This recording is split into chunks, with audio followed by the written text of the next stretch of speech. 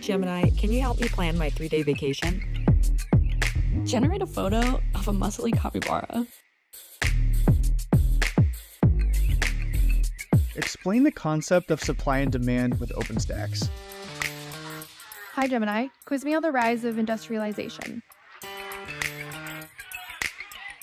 Can you help me find an email? Yeah, I can help with that.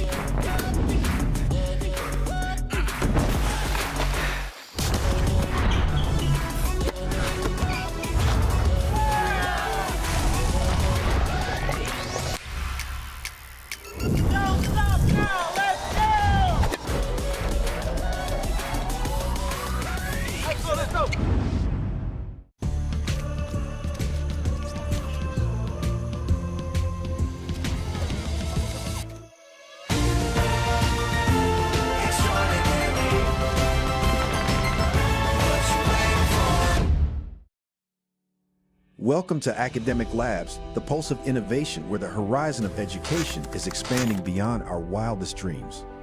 We are the architects at the intersection of transformative technologies, fusing the power of adaptive AI, the solidity of blockchain technology, and the versatility of non-fungible tokens, or NFTs, to weave an unparalleled learning paradigm. This December, the world's top chess minds clash in the heart of New York City at the FIDE World Rapid and Blitz Championship.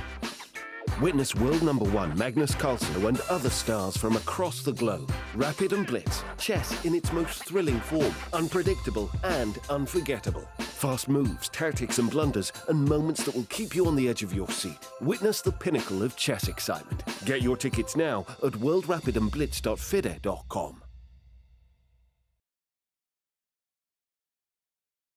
Welcome to Game 5 of the FIDE World Championship Match presented by Google.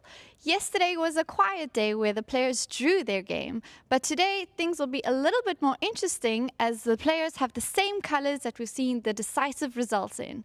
The stage behind me is set and soon the fight will start. Follow the FIDE broadcast to not miss any of the action.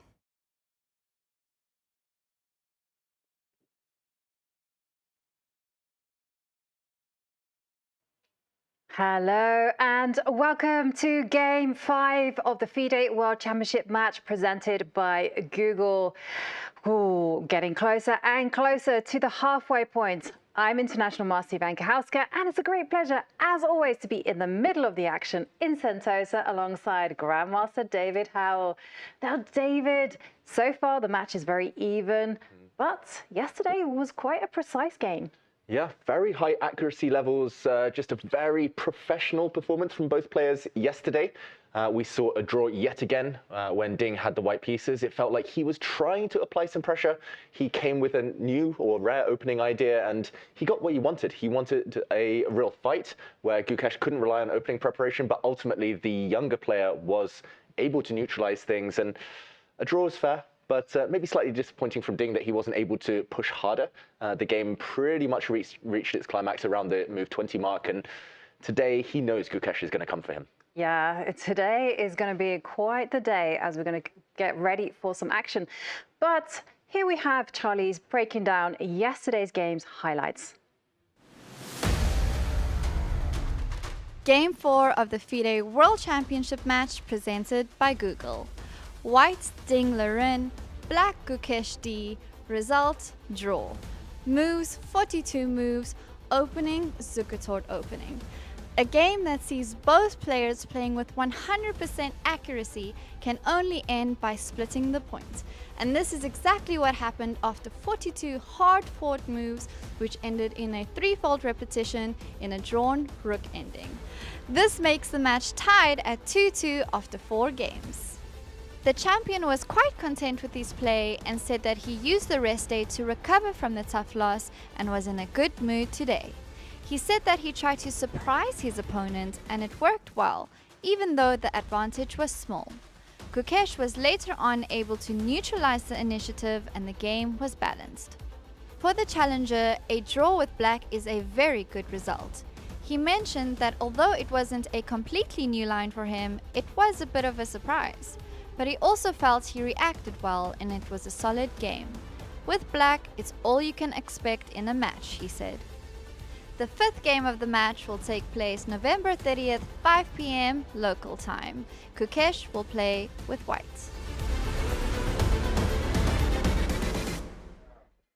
Yeah, there we saw it, 100% accuracy from both players, a threefold repetition to finish the game in a draw.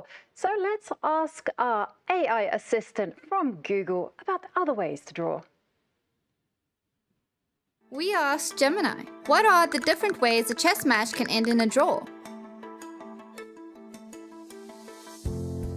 Here's Gemini's response. There are several ways a chess game can end in a draw. When a player has no legal moves available, but the king is not in check. When the same position occurs 3 times with the same player to move.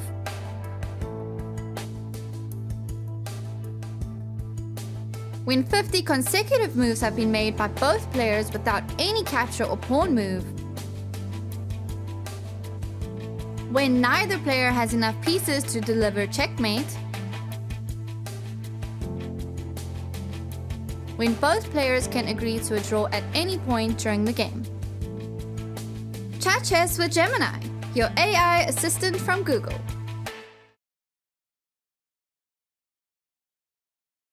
End the game in a draw, and there we're going to go straight to the playing arena as we're going to see the arrival of world champion Ding Liren, supported by his second there, Richard Rapport.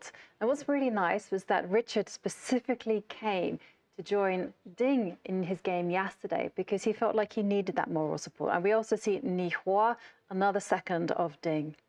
Yeah, 2 world-class grandmasters there. Nihua has been the captain of the China national team for a few years now. Richard Rapport looking very laid back, you've got to say. Very chilled there. But of course, the hard work has been done overnight, probably been done this morning as well. Some last-minute opening preparation, discussing strategies, trying to plan for every possible avenue, any possible bombs that are thrown at them by the Gukesh team. And very shortly, we'll see the challenger arriving as well. I think Ding was so speedy, so keen to get into the playing hall that we almost missed him there. But yeah, the games will start soon. And nice to see these players, the seconds like Richard Rapport, taking time to meet the fans. Yes, and it's a first. We usually see Gukesh enter the playing arena first. He likes to take the time to sit down and get himself in the mindset for the game. And it's very nice to see the chess fans there greeting the seconds of Ding Liren. Richard Rapport, I like the colourful T-shirt. Does that bode well for Ding? You know, creative sense of style, creative over the chessboard. Well, it worked last year. It worked when Ding became world champion in 2023. That kind of colourful style did really show on the chessboard. It was not necessarily the most consistent type of chess. It wasn't super stable or solid, but Ding last year was able to get the juices flowing. The chess was spicier than the local food here in Singapore last year, at least, in that match. And yeah, I do think Richard Rapport just has a nice calming influence as well on Ding. Ding's got quite a poetic personality, and I think that's mirrored in the bohemian lifestyle of Rapport. Yeah, he certainly does have a very poetic way of expressing himself. And you can really see that when Ding speaks Chinese. You know, he was talking about ponds and ripples in the water and enjoying life's moments in those small, just moments of watching the rain outside of your window. It's very philosophical. Very philosophical. And here we're going to see the arrival of Ding's challenger, Gukesh, I'm assuming. If not, this is a very pretty shot of the lifts. Or the elevators. The elevators. Here we go. Okay, Ding's mum was our very special guest. Yeah. And the rest of Team Ding there. And yeah, it's a packed crowd, actually. I was wandering around. This is the first day I've arrived a bit early, and I was wandering around. Nice to greet all the fans, the local fans, people coming from far afield as well, throughout Asia. Met a few people coming over from the US too.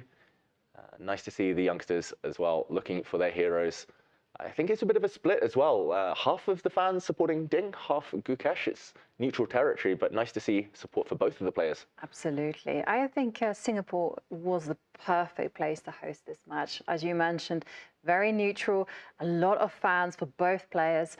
And take a look at that atmosphere. The smiles, the waves, everybody is here and just enjoying the chess. Yeah, and I think one of the youngsters in the crowd there at the front, he attended our masterclass and he was very sharp with some variations. So some future grandmasters maybe watching this match. Yeah, just on site as well. It's really nice. The atmosphere is unique at a World Championship match. This is only the second time I've attended a World Championship in the flesh, London 2018 being the first. And it's so tense, but there's a special vibe. There's, there's always this buzz around it. Right, and it's very unique, and there you can see a shot of the playing hall. The players can just, the viewers can just simply sit there in their armchairs, relax and enjoy the sight of the two players just battling it out. And David, going back to your point, this is actually my very first time in a World Championship match. Not the last. Not the last, hopefully, but it's a unique feeling, you know, all this focus and attention on just two players. And these two players have amazing backstories and they're also incredible personalities. You feel that they are true warriors of the game. It's difficult to kind of call out who to support. It's like you want both of them to win. Yeah, it's a bit different from recent World Championships where Magnus Carlsen started as the favorite in most of his matches. He was also extremely popular. I guess maybe back in the days of Carlsen versus Anand, they both had huge amount of support from across the globe. But yeah, here it's in equal measures. I think everyone just wants the chess to be exciting, entertaining, which it has been so far. And yeah, this is the playing hall, the fish tank, as we call it, Jovanka. Yeah. I spent this morning swimming around a fish tank, going snorkeling, checking out the local fish here at Sentosa at the water park. But yeah, that was just the calm before the storm. This one, it feels like today's going to be special. I'm predicting that Gukesh is going to attack again. He's played pawn to g4 every time he's had white so far. Yes. Very early in the opening. Well, I also predict that today will be a very spicy game because the pattern says so. Every odd number game has been decisive, has been fiery. They've been just evens. Even Stevens. Even Stevens, you know, there's been nothing really in it. They've been very precise games. And wow, what a crowd awaits the players. And in terms of opening, what are you expecting? Ding has... Well, this is the curious thing. I cannot predict what approach Gukesh will be taking. You know, will we see a repeat of game one where he really went for it, playing a very aggressive line against the French defense? In which case, how is Ding going to take, you know, this approach?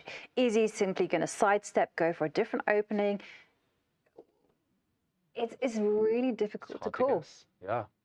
One thing I will mention, Ding has struggled when he's been surprised. In both of the games, he's used up oceans and oceans of time, long 30-minute thinks, pretty much become a regularity in games 1 and 3. And for Ding, he needs to make sure it doesn't strike twice lightning there. Another occurrence of losing on time would be heartbreaking for him. Remember, everyone, he lost on time in game 3. He had a lost position as well, but that's one thing that should never really happen. And it's not the first time. Last year in the World Championship as well, struggled on the clock, Ding. And it's always when he has the black pieces, or always at least when he gets surprised early on in the opening. Yeah, and Ding was very honest after game 3. You know, he said, hey, I didn't know the opening that my opponent played. And here we are. We are seeing the arrival of the World Championship challenger, and I can hear the crowd go wild. And Gukesh makes his entrance. Wow, later than usual, we should mention. Gukesh has normally been very early to arrive. Maybe doing those last-minute preparations, double-checking some opening files. But yeah, he looks determined as he marches in. Yeah, straight into the fair play office, where both players are going to get checked, make sure nothing untoward is happening. Of course, there isn't. You cannot do anything suspicious there in the fish tank, the fish bowl, so to speak, because it's very secluded. It's cordoned off.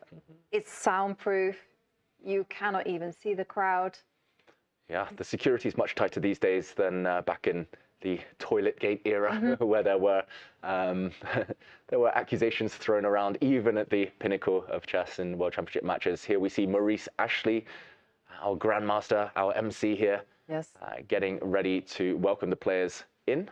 Yeah. And Ding is the first to take a seat this time. Ding is definitely the first one, and Maurice Ashley getting ready to make the announcement. And we also have a very special dignitary making the first move. We have the Minister. Dignitary. Yeah, well, Minister of the Home Affairs and Minister for Law, K. Shanmugam. He'll be making the first move. Yeah, it's nice to see as well, like special guests making moves every time. It just feels like it gives the World Championship an extra kind of level of prestige. And yeah, so far we've actually seen some, I think, correct guesses from our guests of honor. But yesterday, for example, the guests made different moves, and Ding took the move back, played something else. So yeah, I think all eyes on this opening. It's fascinating the way Gukesh has been approaching the opening so far, especially with the white pieces.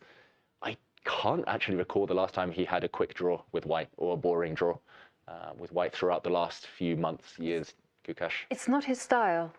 Even though he's been switching up, playing e4, d4, he's just simply going for the most dynamic, most concrete approach. And there we can see Maurice Ashley is talking, so we're going to go straight to the fishbowl and listen to what's been said. Here at the Aquarius Hotel at the luxurious Resorts World Sentosa here in beautiful Singapore. I'm Maurice Ashley, and it is my distinct pleasure to introduce the two players who are competing for the title of World Chess Champion. First, the challenger from India, Gukesh Dommaraju.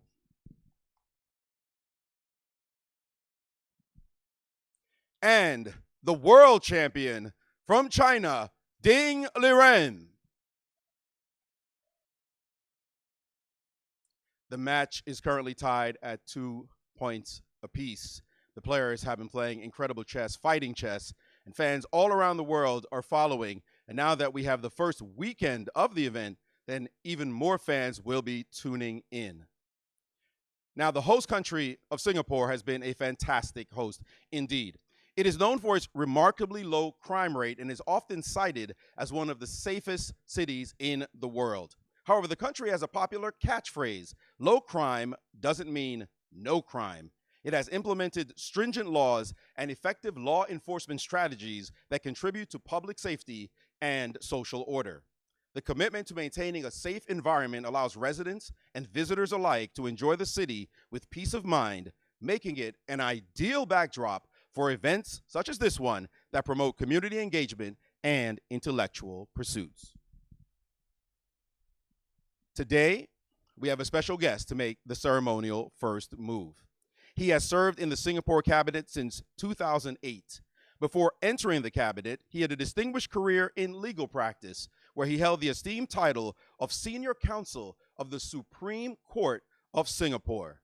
A passionate chess enthusiast, he is the Minister of Home Affairs and Minister of Law of Singapore. Please welcome K. Shanmugam.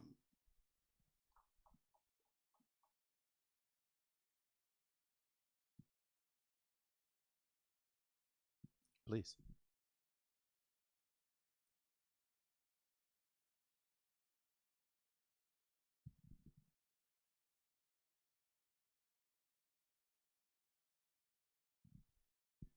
And with that, let the game begin.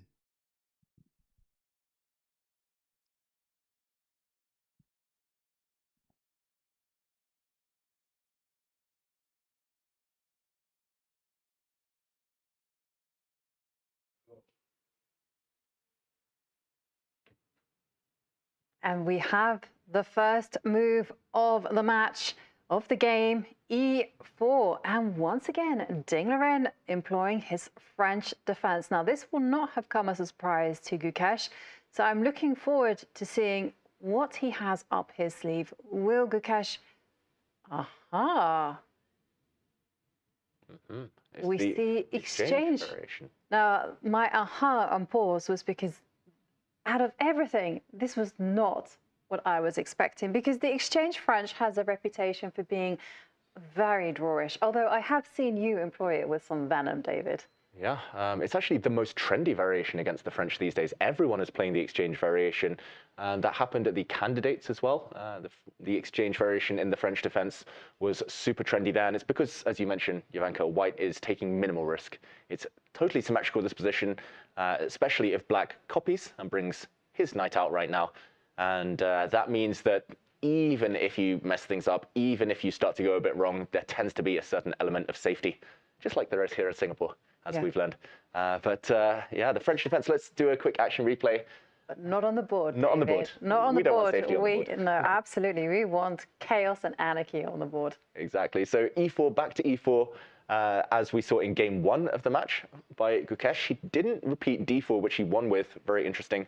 And yeah, there are various ways you can approach this. You can go for the advanced variation where you lock things up, take the space.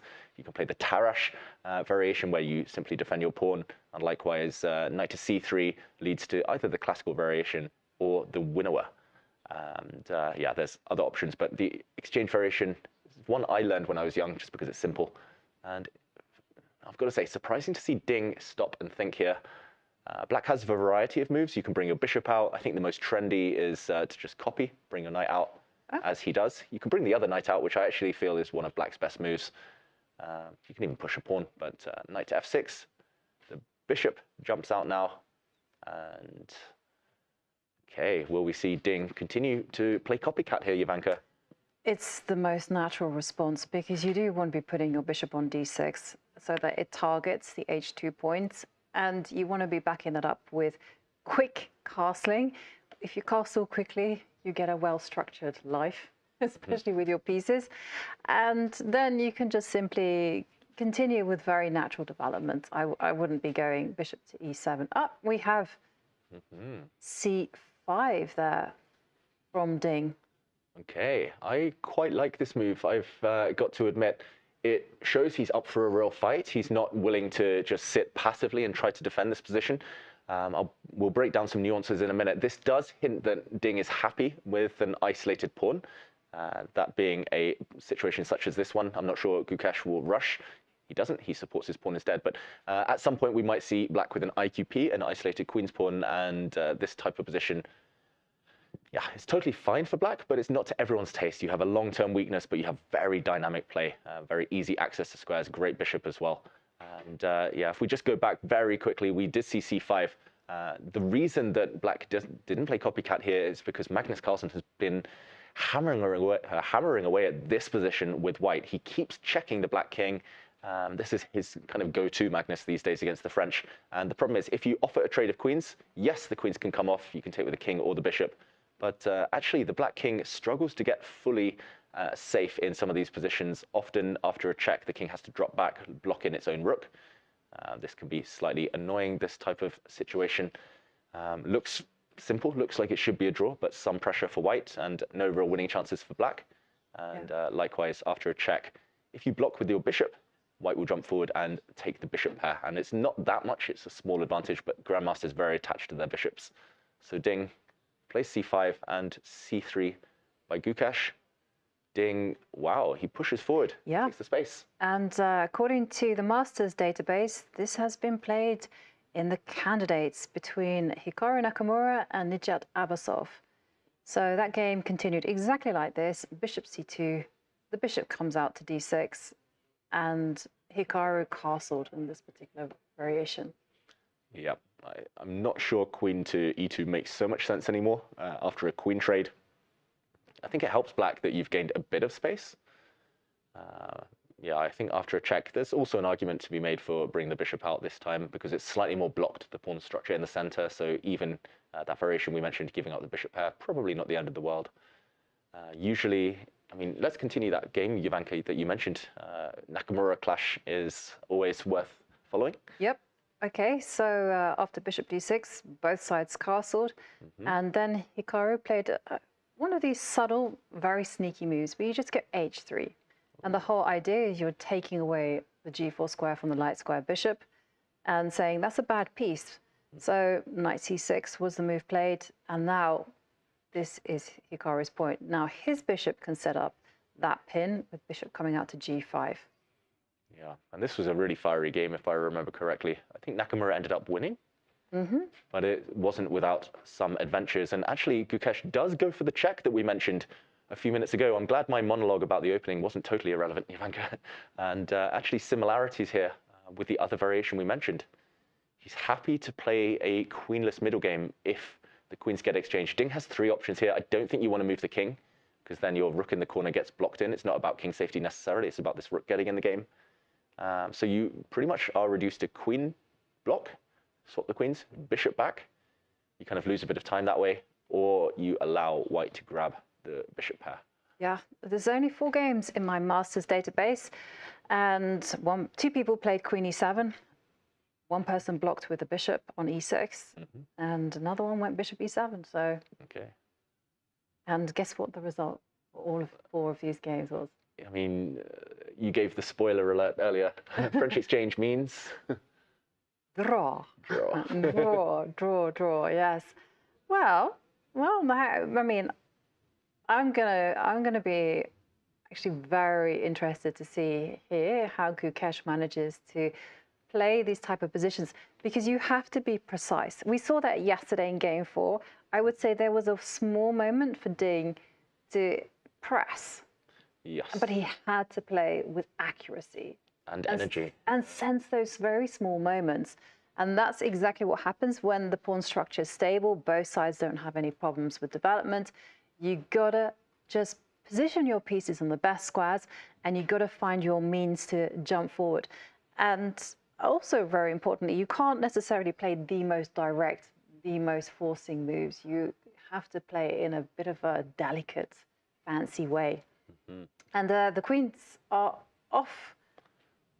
Wow, queens are off the board. And I must admit, I've never studied this exact position. I've studied the position very similar that we mentioned earlier, with the queens coming off and the black king taking on e7. I'm wondering what the differences are. This time, black has a pawn on c4. Essentially, it's the same position, except black has just gone c5, c4, kick this bishop back.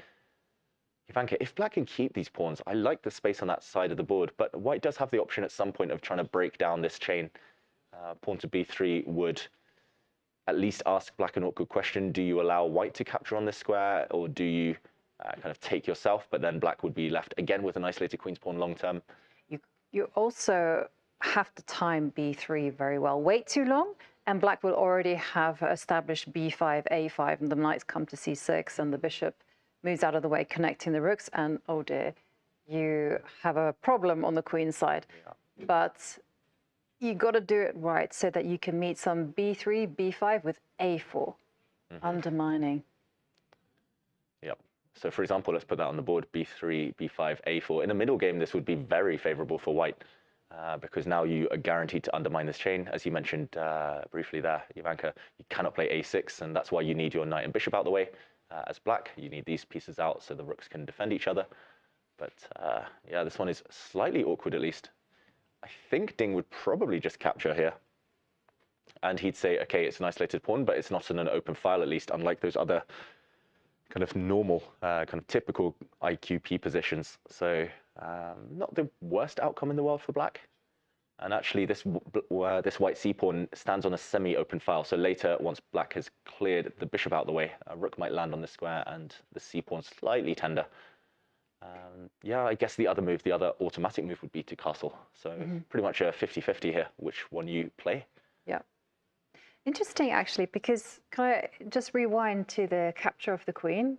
I just have 2 games in the database, and every one of these 2 people have gone bishop takes queen. They prefer to preserve castling rights. Yeah, not the biggest sample size, but no. Still interesting. It's a 50-50. I mean, normally they do say kings are fine, they're safe, so long as queens are off the board. So I totally understand why Ding has stepped forward. For those players newer to the game, yeah, I don't recommend this. Always try and castle your king, but with queens off, I guess his idea is to play rook to e8 and slide back, and it's almost as if you've castled, but just accelerated version, a quicker version. So yeah, it is interesting. How did those games continue, Jovanka? What's the downside of taking with the bishop? Is it just the fact that black now has to castle and it takes a bit longer? Is it also the fact maybe white's bishop has a nice diagonal now to sit on? Yeah, everyone has played castles, queenside, kingside, and then after moves like bishop to e6, rook e1. I mean, I think everyone has just really played this out. In very simple terms. There's not been anything deep behind it. Yeah, and just to show some plans, I mean, if black, for example, plays h6 just to stop knight g5, I think white may at some point play the same, and yeah, we might see a position such as this one where black is solid-ish, but white certainly has the more active pieces. And okay, instead we saw a capture with the king, of course, so black's king is now the kind of the main feature of the position. I'm expecting Ding to play rook e8 somehow. If not now, then maybe on the next couple of moves. Maybe h6 as well. Yeah, just to stop that pin. But if you go h6, then rook to e1. Yeah. The bishop will block. Yeah, the black bishop would have needed to block a check. Now at least rook e1 can be met with just the king retreating. So we were right, rook to e8. Now you're casting by hand, as they say. It's actually like a super quick version. It's like you castled queenside, for example, if white just plays a move. h3, you drop back, and you've said basically if your king starts on d8, you've castled queenside. And it helps that you've automatically got your rook on an open file. So I quite like this move by Ding. It's interesting as well. 2 games ago, Jovanka, when Gukesh won, the queens came off very early in that game as well. It was only a queen exchange and a set of pawns. This time again, it's queens off first before any minor pieces. That's quite rare. That is rare. But the other game was a little bit different because there was a lot of tension. You know, Ding had that very badly, I wouldn't say badly placed piece, but the bishop on c2 was in danger all the time. And that was the downfall. And there were a lot of questions to be asked. Here, it does feel that if Ding just develops the knight, develops the bishop, there are no questions anymore in the position. And what's white's plan? Unless you're jumping in with a knight to e5 or undermining with b3. Yeah, my arrows are going a bit astray. Sorry, everyone. But yeah, I mean, what is the plan? That's the big question. Yeah, b3 is always an idea. And maybe now it makes some sense as well. I think 2 moves I would consider. I don't really see how rook e1 helps anything. You could trade off rooks, but if you're being ambitious, exchanges probably aren't the best thing in the world right now. So bishop to g5, at least making it slightly more difficult for the king to move without a shattering of the black pawn structure, or b3, you change the nature. And at least long-term, white has maybe a small kind of target on d5. Just a kind of linguistic issue here. Is this a queenless middle game or an endgame? Oh, what was it that John Nunn coined in all of his books? I can't remember the phrase. It was like it was all those letters, and it stands for like not quite an endgame. Like an NQE or something like that. But it's not quite an endgame. But I don't know. I have this bad habit, Jovanka. As soon as I see the queens off, I say endgame. Like, I mean, for example, they say the Berlin endgame, and that one is only queens off plus 1 set of minor pieces. There's still rooks, there's still bishops, there's knight. Like that one they call the Berlin endgame. Yeah. So why isn't this an endgame? Well, I can tell you, there's been no middle game. It's been opening to endgame. And there we do see the players locked in thoughts. For Gukesh, he's thinking about how he can disturb Ding's development, come up with an idea just to put pressure on the center or put his pieces on good squares. But whilst Gukesh is thinking, let's consult our AI assistant, Gemini, and ask them, what should I know about opening strategy? We asked Gemini, what should I know about chess opening strategy? Explain it to me using an analogy. Here's Gemini's response. Imagine the chessboard as a battlefield and your pieces as your army. Let's understand key strategies using this analogy. The center of the board is a strategic hilltop. Whoever controls it has a better view to reinforce areas. Pieces are like soldiers who need to leave their starting positions and get into active roles. Castling is like building a safe fortress for your king and bringing powerful rooks into the game. Weak pawns are like gaps that opponents can exploit. Remember, the opening is just the beginning of the game. Be ready to adjust your strategy as the game progresses. Chat chess with Gemini, your AI assistant from Google. Yeah, it's a good idea to be flexible. Gemini is wise with its words. Definitely need to be able to pivot if the need arises. And that's certainly something that Gukesh is thinking about. Rook e8 coming perhaps as a surprise. Maybe king takes e7 wasn't what they had in their notes. Yeah, and maybe it's the type of position Gukesh has looked at a little bit. He's looked at ideas in similar positions, but the details might be slightly different. And we know by now that Gukesh likes to calculate. And often the fact that there might be a black king on e7 rather than a black bishop, it changes a little bit. So the calculations are very different, therefore. And he's just trying to work out the next 5-6 moves, trying to plan, look into the future, look into his crystal ball. If black gets one more move and drops back the king, I think Ding is relatively happy. So yeah, Gukesh is wondering how to try and take advantage, whether it's jumping out with the bishop, whether it's pushing a pawn, whatever it is. He's trying to understand what he should be playing here, simply. And eagle-eyed viewers of that Gemini video, Jovanka, might have spotted there was a very similar position, or maybe even the exact position, our producer says, in that Gemini video that has actually appeared on this board, which is, I think we'll verify that, but that's crazy coincidence. AI just knows everything. Everything. It knows opening strategies. It knows, I mean, it knows literally more than me. It's very creative as well. You know, last night, just for fun, at the dinner table, we were like, compose a limerick about Ding. And it did. It's like, sure, done. Compose one about Gukesh. And there it paused. And then suddenly it found some words to rhyme with Gukesh. Fresh. Yeah. Fresh, mesh. But then it kind of got a bit creative with its rhyming and said, try to end on en masse. I was like, no, that doesn't rhyme. Plenty of things rhyme with Ding, however, so. It didn't have a problem there. Yeah, poetry. We know Ding likes it, and a good game is often, feels like poetry when you're playing. But right now, yeah, it's that type of position where we have to bring up this point that Alexandra Kostenyuk mentioned yesterday in commentary with us, Jovanka, when she joined our studio. She said often the games, the kind of dramatic moments, the decisive moments, that happen quite early on. In game 1, Gukesh made some early inaccuracies, and that cost him. He never really was able to fight back. He was on the back foot very early. Game 2, it was pretty much decided very early that that would be a draw. Game 3, Ding blundered very early.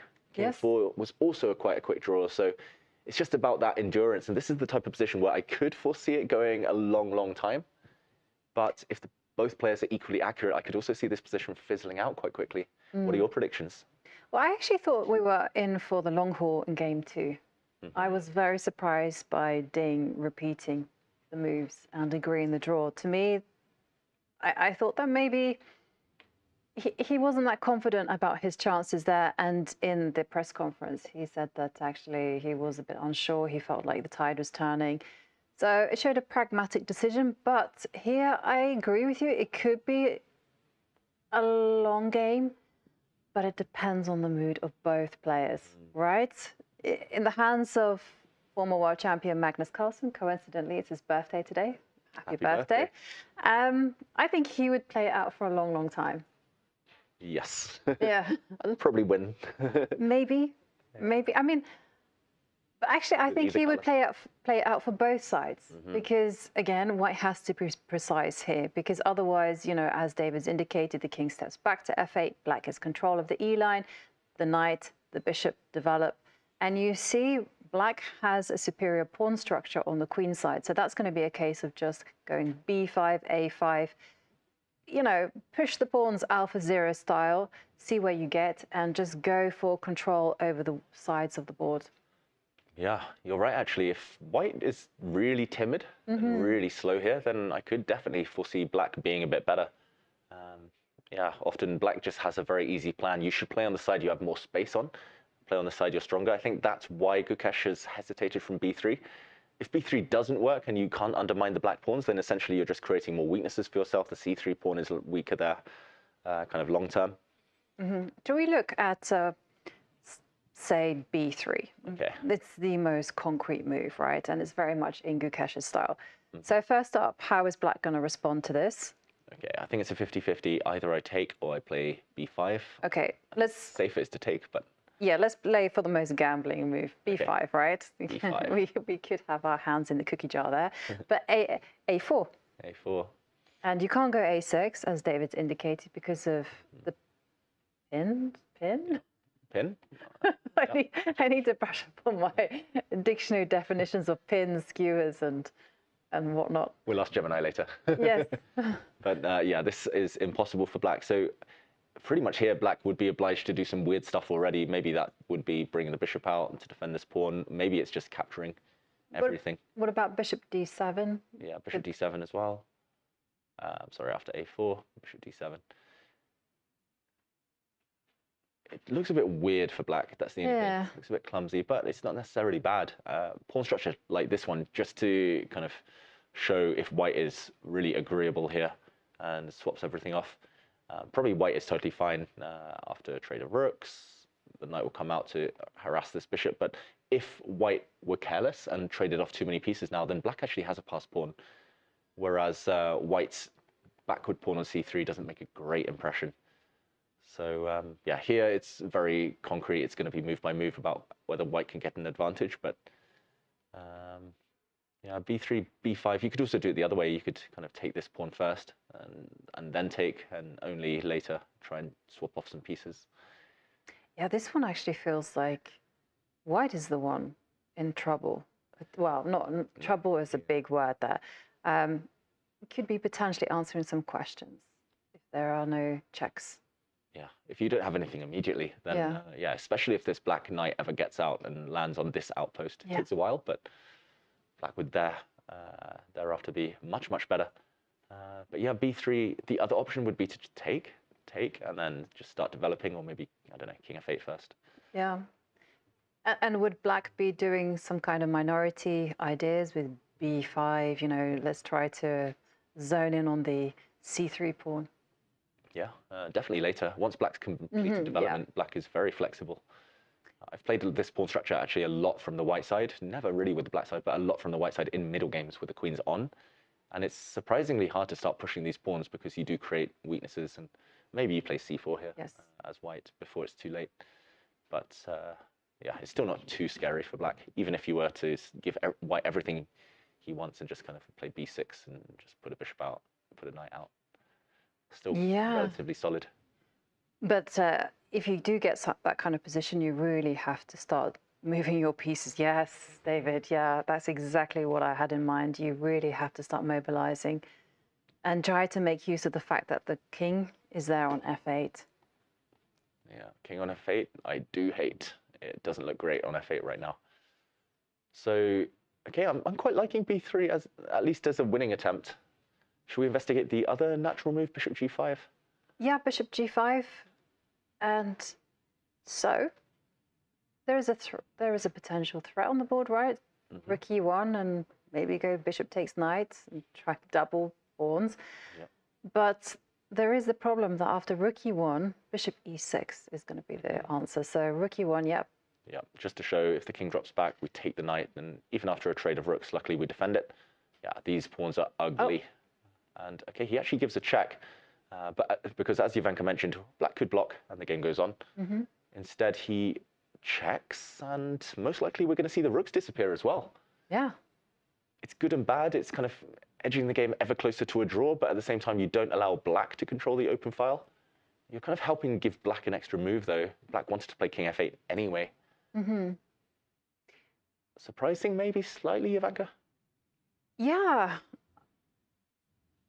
King King steps back to f8. Do you think that this choice by Gukesh, I know it's been very trendy, but we're in danger that if Gukesh doesn't play precisely enough, that this could just fizzle out into a draw. Do you think that's because he needs extra time to figure out whether, you know, what's going to be his antidote against the French defense? Do you think maybe they weren't expecting a French defense? They were expecting Ding to actually dance around? Yeah, it's interesting, the mind games here. You're right, Jovanka, because Ding's opening, his main opening is not the French defense. His main weapon is e4, e5. Yeah. And it has been for the last 10, 15 years. But he's won the game with the French defense already this match, so you have to think he studied it in a lot of detail. It would feel weird to just kind of throw away a white game just to test whether your opponent's still playing the French or not. And I am surprised that after, 4 days of, I mean, if you include a rest day, you've pretty much had 5 days now since game 1. And this is a decent position, but if this is the best you can come up with against the French, I don't know. It's I don't want to throw any scorn on Gukesh's play, because actually I think I would play very similar to this. Minimal risk. I quite like this type of grindy chess, but I was expecting Gukesh to be playing the advanced variation or knight c3 or move 3, going on the attack, just as he tried to do in game 1. Yeah. Well, hang on a second, though, because now I'm drawn to Gukesh's ideas. It's very clever, right? Because we were looking at several attempts by white with b3, and it always seemed like black was actually quite ready for that. But here, with the exchange of rooks, there's pressure against h7. There's a direct threat of bishop takes knight, ruining the pawns on the king's side. And if black were to play a move like knight bd7, well, lo and behold, the light square bishop is not coming to his d7 square. Yeah, this piece is not happy suddenly. It makes a lot of sense. He does play knight d7, which is by far the most logical move here, defending this knight, making sure that this h7 pawn as well remains guarded. Yeah, Gukesh, he's cleared the open file for his own rook this time. And again, it's not the end of the world at all for Ding, far from it, but white's going to get there first. I'm pretty sure Gukesh is going to bring his knight out. I think Ding has to hope that he's going to be quick enough to play b5, check, for example, the black king moves, and he's got to hope he plays bishop b7 next move and brings his rook across. But white can play knight e5. It's starting to get a bit concrete. Yeah, okay. Maybe. And now, can you grab a pawn? Oh, you're going to grab the h7 pawn. Well, let's go for it, because you can't go g6. I mean, don't fall please for do that go one. g6. Bishop h6 would be checkmate, and no one is immune to that, or chestnut. Yeah. So I think white can get away with grabbing a pawn here, which begs the question whether black flicks in h6, maybe? Yes, that's what I would suggest. Okay, might as well flick in a check. Yeah, king has to go to f8. Instinctively, you don't want to be putting your king on d8 because you're walking into a pin. Yeah, you walk into a pin, and also later on, if a knight ever lands on e5, the f7 pawn is undefended, which would reduce your options considerably. So king f8, say white drops back. Yep. No bishop for knight exchange. Bishops are more powerful here. So now b5. But still, you can jump in with your knight to e5. But now maybe black's okay. Well, I say okay. I'm still terrified. Yeah. And here, what about advancing? Pawn push. I'm not sure. They leave behind weak squares. So, okay, first I'm like, go f2, f4, reinforce the beast on e5. But now I'm like, the knight can jump into e5 at some stage. That may or may not be a problem. But let's try it. f4. f4. This is the privilege of a commentator. That when it goes wrong, we go, well, clearly it didn't work out.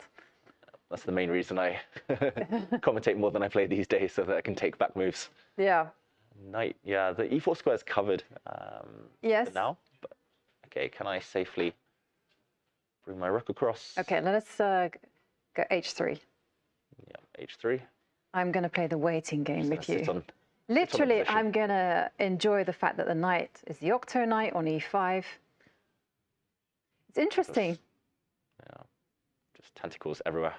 Sorry, go on. Right, no, because I did a masterclass just a few days ago on the power of the knight. And I actually showed a knight on e5. And I said a lot of openings for white are very much based on the fact that you deposit a knight on that square. And then you just wait. You build up an attack or you just exert unpleasant pressure. And yeah, knight bd2. Mm-hmm. Yep. Almost autopilot that move. The rook is now coming. White is fully mobilized, whereas black is still asleep on the queen side. Mm-hmm. So I do understand what has attracted Gukesh to this position. It does feel like fundamentally black is solid enough, so there should be a way to just curl up, survive. But I agree, it's very unpleasant if a black if a white knight lands on e5. Meanwhile, we do see the percentages at the top of the screen. Mm-hmm. That's Leela 0, I believe. So also AI based, and saying that Ding is 20% chance to win. Oh, sorry, Gukesh is 20% chance to win. Ding is 19%, so very close. So very level the position. But again, big drawing margin, just as there has been in some of the games, especially games 2 and 4 already. So minimal risk. But it's interesting because here it was 20.1 and 19. But in yesterday's balanced games, at some point it was like 9% and 5% massive chance for a draw, which was right. Yeah. But it has to do with more pieces being on the board, perhaps. Yeah, there's still chances to go wrong. You could imagine, for example, white creating a bind, and then it becomes very unlikely black can win, and only white can ask questions. Mm. Yeah. I wouldn't put black's chances at 19%. Higher? Lower? Lower. Oh, that's harsh. Yeah, but okay, the only thing that I can see that gives black hope is this concept going b5, a5, b4. But as soon as white lifts the knight into the center, then I feel like black is on defending ground, right? Yeah.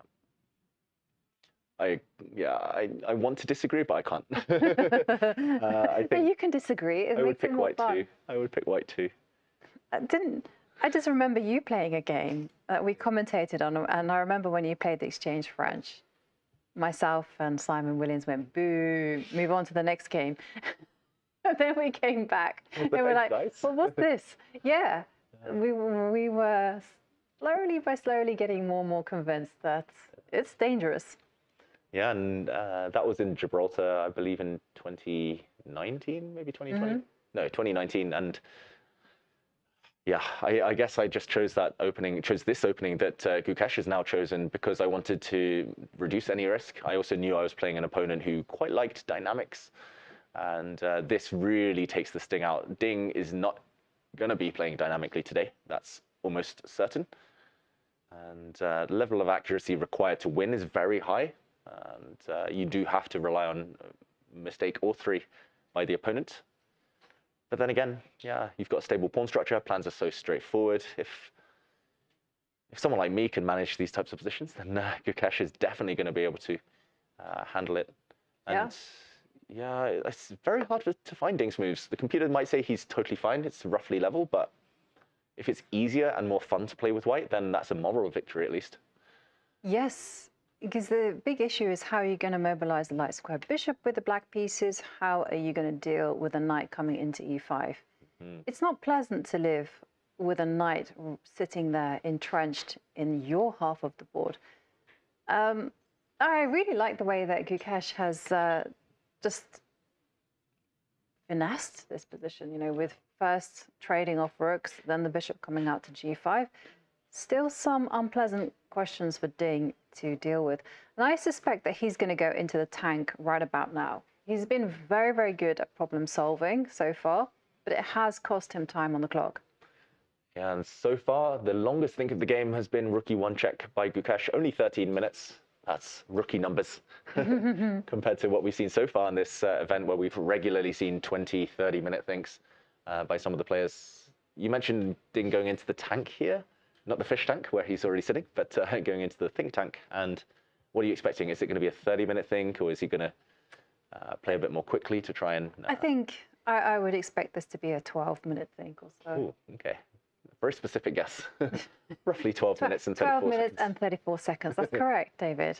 You got it in a nutshell. And you mark my words, I will be uncannily accurate. No, I joke. Buy a lottery ticket if you're right. That would be incredible. Hope everyone at home is now. Timing, get your stopwatches on. Yeah, no. No, that was just me messing around. But the reason why I suspect that Ding will actually start to think here is you have to find an antidote to the white knight jumping into e5. You also have to find a position where you're comfortable with a level of progress, because you can't just play chess and not have a plan. Yep. Isn't Vichy? You can, it just won't go well. Yeah, former world champion Vichy said it's always good to have a plan, even a bad plan, which goes against actually some of the book sayings. But yeah, I've always thought that was quite contentious, that saying. But then again, I mean, I've tried playing chess just freestyle, like trusting your hand pretty much, just playing the first move that comes to mind. But you always reach a position where you're like, wait, why have I done this? Or what was the next step? And it's like, what's the analogy that Gemini came up with the other day? It was something about going to the supermarket, or maybe I was just talking to a friend. It was going to the supermarket, you don't have a shopping list, you don't know what you're planning to buy, and then it can be very expensive. It can go wrong. You could pick up the wrong ingredients. You can, you can definitely imagine. You go to shops with a shopping list? Yeah, and not just that, but I have to know exactly what brand, and I often have to have a photo of the item, because if there's 3 brands of halloumi cheese, I have no idea which one to pick. So all right. I need to know exactly what to get. Okay, interesting. That's not how I do my openings. That one I freestyle a lot more. But yeah, as a supermarket, yeah, you're different, Jovanka. Yeah, I rock up at the market and I go, that looks good. And you're right, I do pay a lot of money, so. Exactly. I mean, when I only go clothes shopping if I know beforehand exactly what I'm going to pick up. I can't just turn up and look, otherwise I get overwhelmed. Oh, okay, we learn something new every day. No, but here, definitely in chess, it's a good idea to have an idea of how you're going to coordinate your pieces. And one thing that is so important at top level chess is how you're going to harmonize your pieces. They've got to be working together. And Gukesh, in his meditation mode, this is what I've been so impressed by, that he's just actively keeping calm, trying to get into the zone, doesn't care that the whole world is watching. For him, it's just the inner mind game. Yeah, his world is just these 64 squares for the next 2 weeks at least. So yeah, he's very focused. It's very new, right? Very. You don't.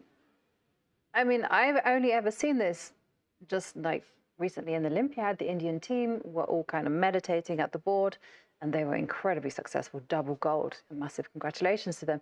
And here we see Gukesh doing the same thing. And I'm just wondering, is this something that we can all learn from?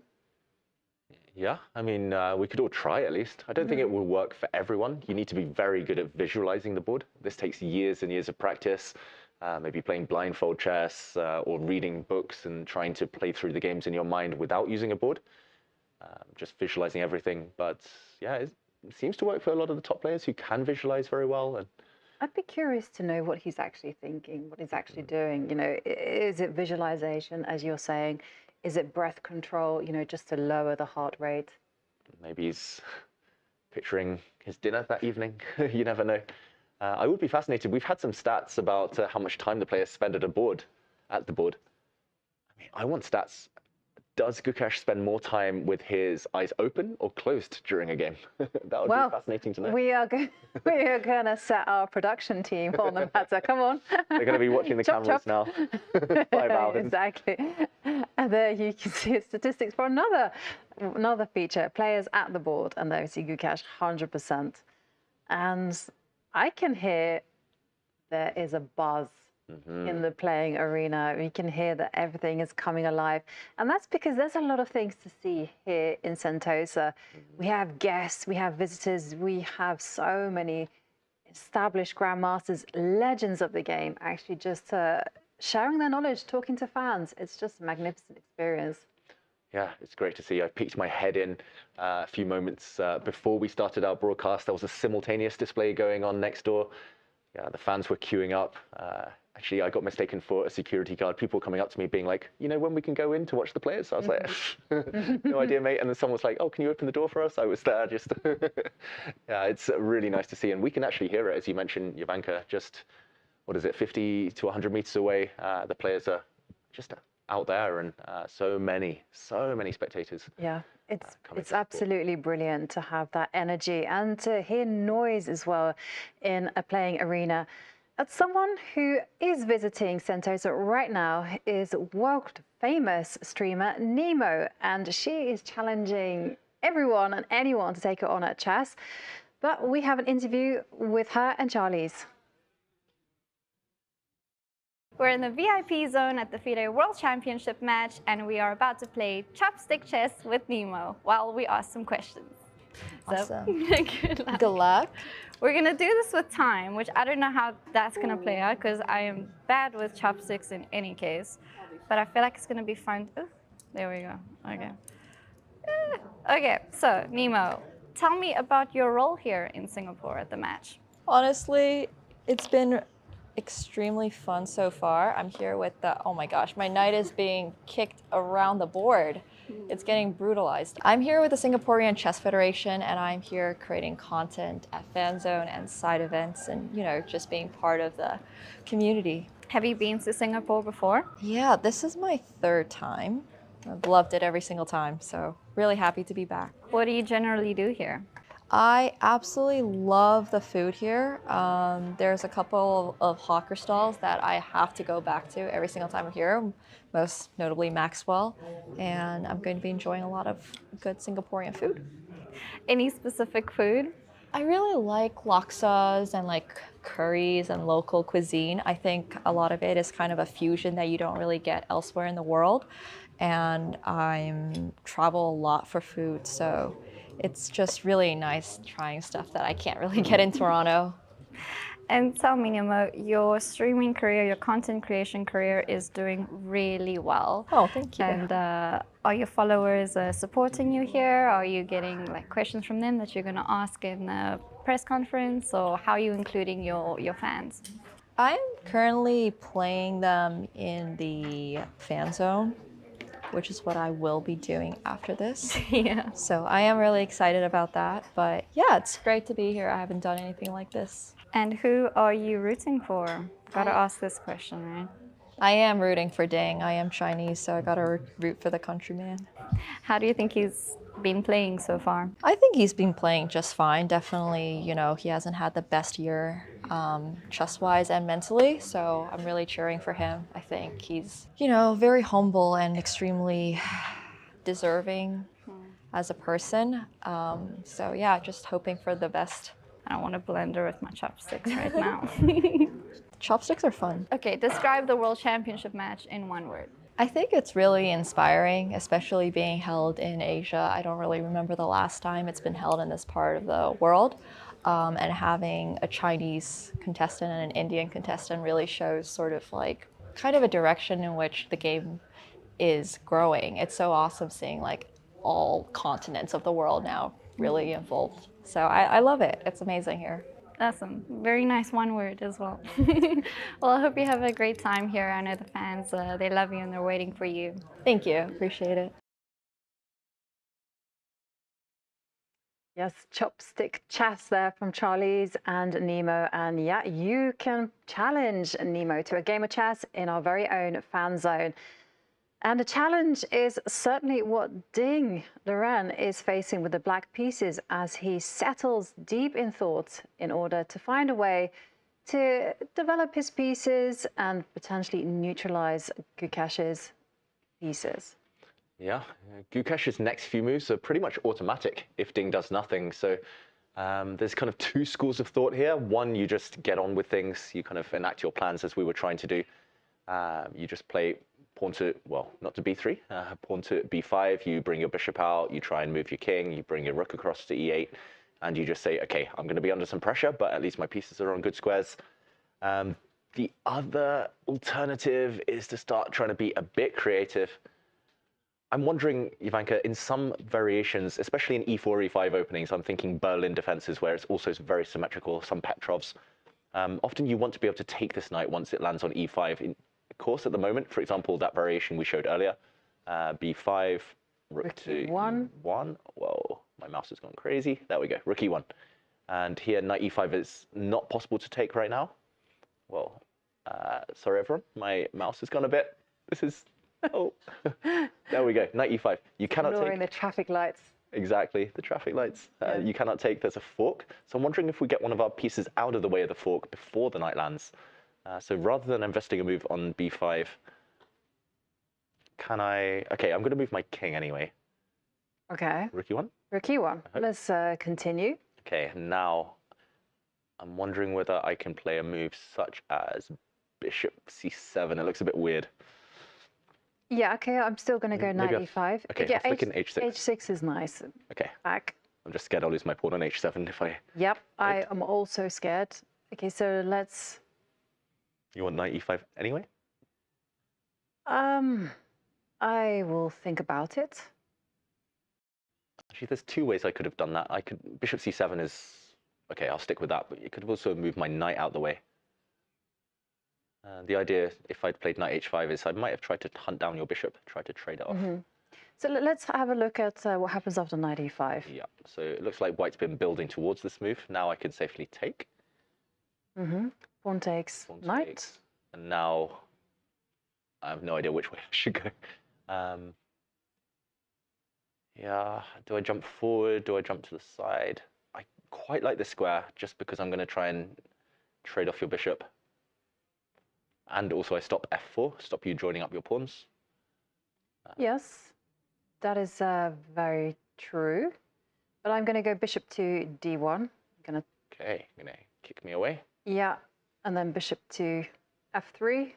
Okay. But then knight d3. I'm jumping. Yeah, in. and Bishop f3 now. maybe I will win the d5 pawn, but I've let go. Oh, hang on a second. Octo knight, Jovanka. Yes. Yeah, maybe next move I'll just play bishop e6 as well. Yeah. And yeah, the b2 pawn is liable. Yeah, so okay, you got to be careful here then. So let's maybe here just knight f3, just plonk the knight on a nice outpost. Right, but okay, the knight should.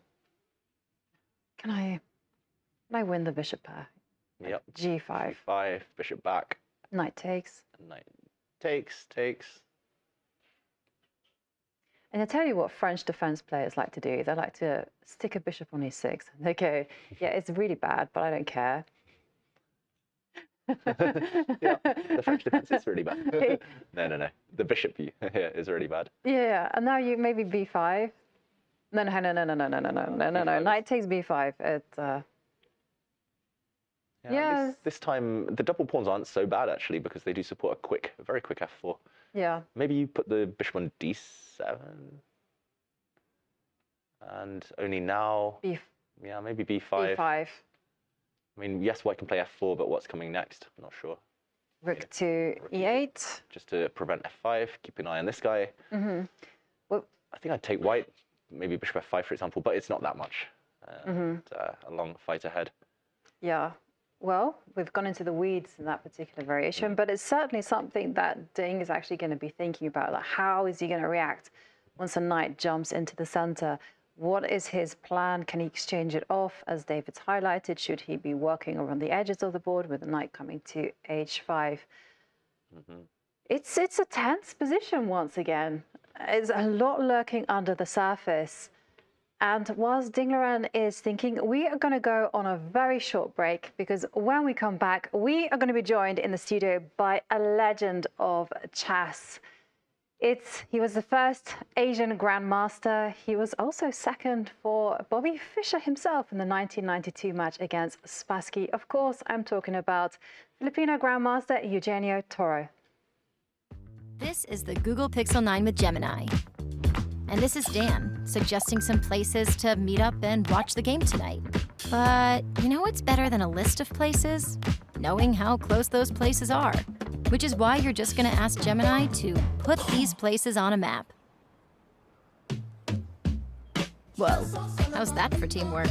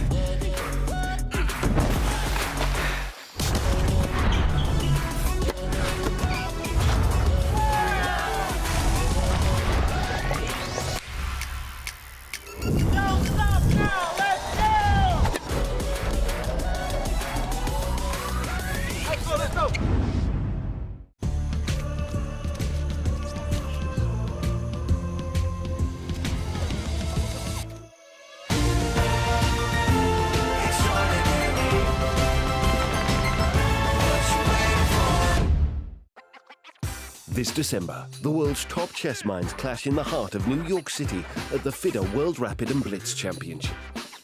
Witness world number one Magnus Carlsen and other stars from across the globe. Rapid and Blitz, chess in its most thrilling form, unpredictable and unforgettable. Fast moves, tactics and blunders, and moments that will keep you on the edge of your seat. Witness the pinnacle of chess excitement. Get your tickets now at worldrapidandblitz.fide.com.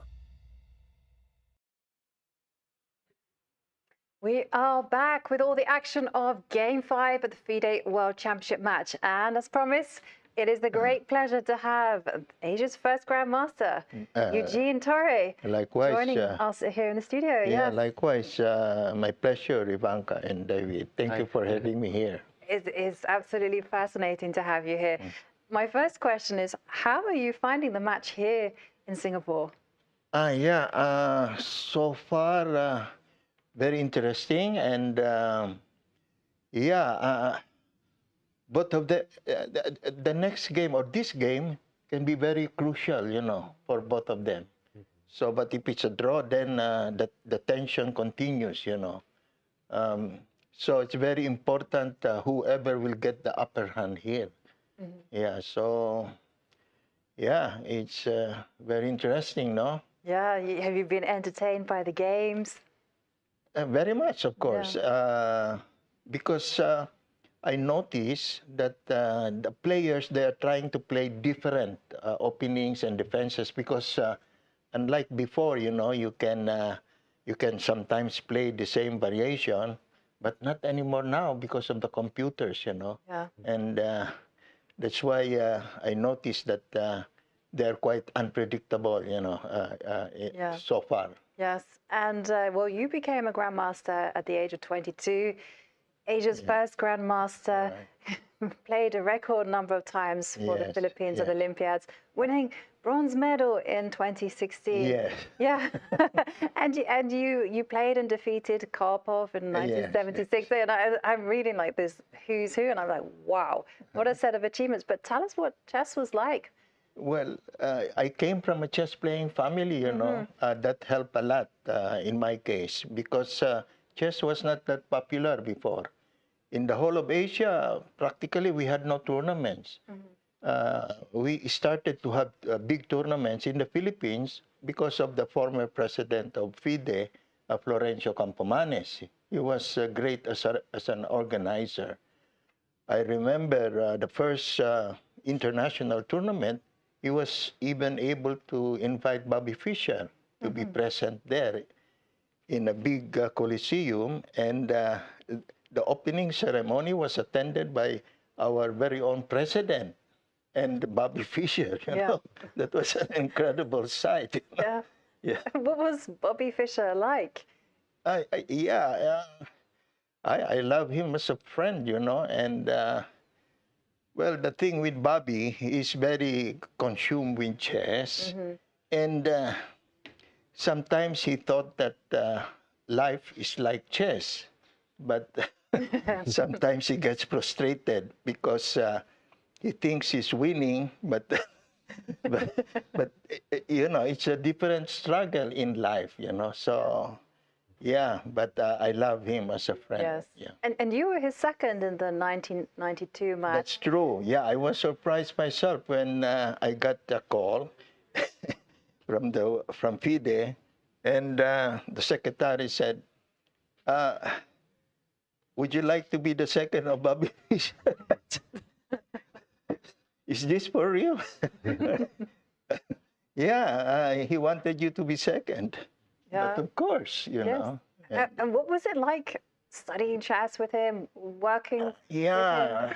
Actually, I think he got me a second because he was comfortable with maybe my character, and maybe because I came from the Philippines, which is not so, not so politically involved, whatever. So, and maybe he knew that I would not be a how you call it, a secret agent, because I'm from Asia, something like that. I don't know. And maybe he liked my personality, because somehow my personality, I can, I try to play, to balance with him, to play with his personality. Yeah. And chess-wise, did you analyze lots overboard? You know, Were you using what computers? happened was that he was suspicious during that 1992 match. He was worried that maybe some cameras in the room would be looking when we're analyzing. So whenever we analyze, usually he would not use that line in that game for that particular day. Maybe he would play it after 3 weeks. Okay. Yeah, so yeah, he was very careful. But most of the time, I was there, I think, more as a companion, to give him peace of mind, and, it's more on that. Except in the last game, he called me in the last game, that was game 30, come here to my room, he said. Okay, I went to the room. It was early in the morning, but the room was dark, and he said, come here, and that in his room, he was lying on the bed, and it was very dark, but there was a little light, and he was showing this position, the King's Indian, which was played in the game 30, and he said, I intend to, what do you think of this move? So we look at it. It was the move A5 in the King's Indian, and I think it was never played, and we were looking at it, and actually, it was actually what happened in the game. For the first time of the whole 30 games, it was, that particular line appeared. And finally, he won the game 30, which finished the match. Because the organizer was already complaining to Bobby. He said, who's this guy? Anyway, he said, well, why don't you finish the match? Why don't you finish and win the last game? So, because it was getting very expensive, And anyway, Bobby said, what can I do? Spassky was playing well. I'm happy with the draw, with the black pieces, D4, D5. And then exchange. And anyway, eventually he won, and the organizer was very happy. Yes. Finally, it ended, That's incredible. Yeah. And talking about your journey, you said that you came from a chess-playing family. Yeah. You became grandmaster at 22. Like, what was, how did you, what was your journey like? Yeah, I had to go to Europe because there was no tournament in Asia. China was sleeping. Actually, we were the one who woke up China from sleeping because Campomanes we had this friendship match way back in 1975. Imagine, at the time, China was, you could hardly enter China, during that time. So we had this friendship match, and we have a return match also 2 years after in the Philippines. And but the struggle was really tough for me. I had to go to Europe, for 1 year, because there was no tournament in Asia during that time. No tournament, except in the Philippines, when we had these big tournaments, courtesy of Campomanes as a very good organizer. But of course, he needed support, financial support. So I had to go to Europe and stay there for 1 year. And in that 1 year, I still did not get the GM norm. It was so elusive, But the experience, and the learning was very much, important for that desire to get the GM norm. Because the next year, 74, in Spain, where was that? Anyway, in Spain, finally, I got no, but before the tournament, also in Spain, together with Libojevic, I think I was 1.5 points behind the GM norm. And then I was thinking, so near yet so far. My goodness, this Grandmaster norm. And then we played in Malaga, Torremolinos, and there, you know what happened? I scored 4 out of 8 in the first 8. And I needed 9 points. And there was only 5 games remaining. Of course, there was no chance, no? I don't know, but I won the 2 games, and then I was playing against a weaker player in the 3rd game. And finally, it dawned again, the opportunity, Yeah. And finally, I won against Starjan, I think, in the penultimate round. And then, in the last game against Ostojic, the awarding of prizes would be sometime, I think, around 3 or 4 o'clock in the afternoon. But, that time there was adjournment, and then we had to resume on the next day. And then we played on and on because I really tried to win, Anyway, I was better. And of course, if I win, I would get the norm. And finally,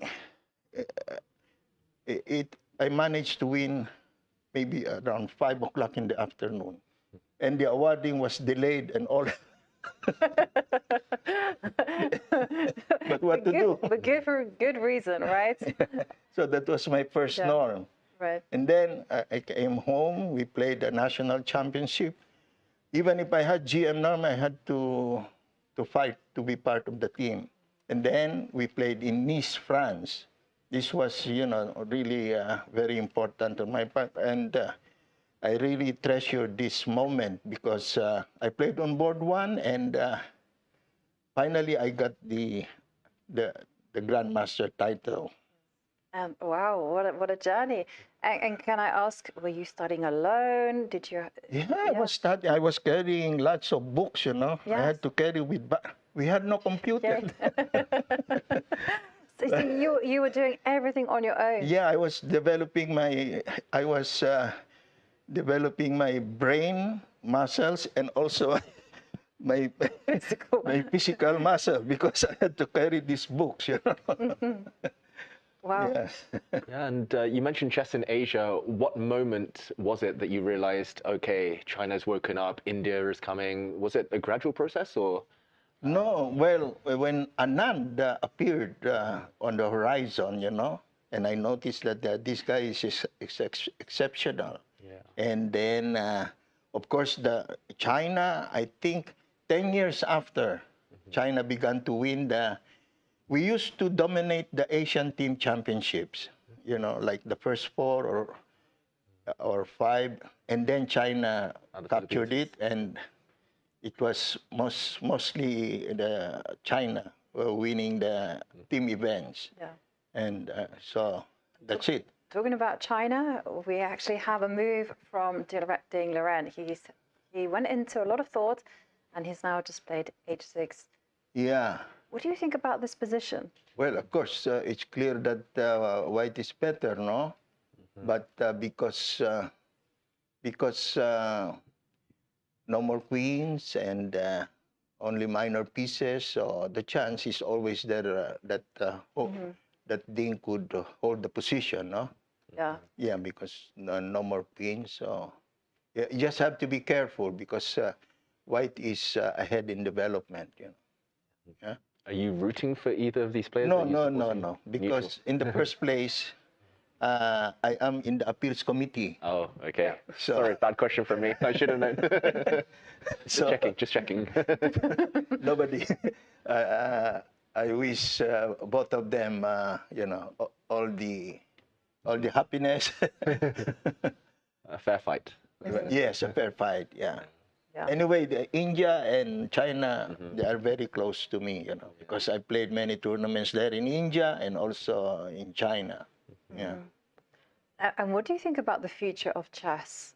Well, I think it's very clear now that whereas before, sorry, no, but before it was, of course, in Europe, But now it seems that it's in Asia, at least already in equal footing with the America and Europe. At least in equal, Asia is in equal footing, unlike before, that really we were down there. So, of course, as an Asian, I'm very happy. I don't know. Russia is also part of Asia now. Yeah. No, but geographically, as earlier, Russia is supposedly part of Europe. Yes. Yeah. It's nice to see it becoming universal and like players from different parts of the world competing against each other gives us all someone to root for, no matter where we are. Yeah, no matter where we are, Asia, Europe, America, I think what we experience and we exhibit the motto of FIDE, which is we are one family, right? Family, yeah, one big family.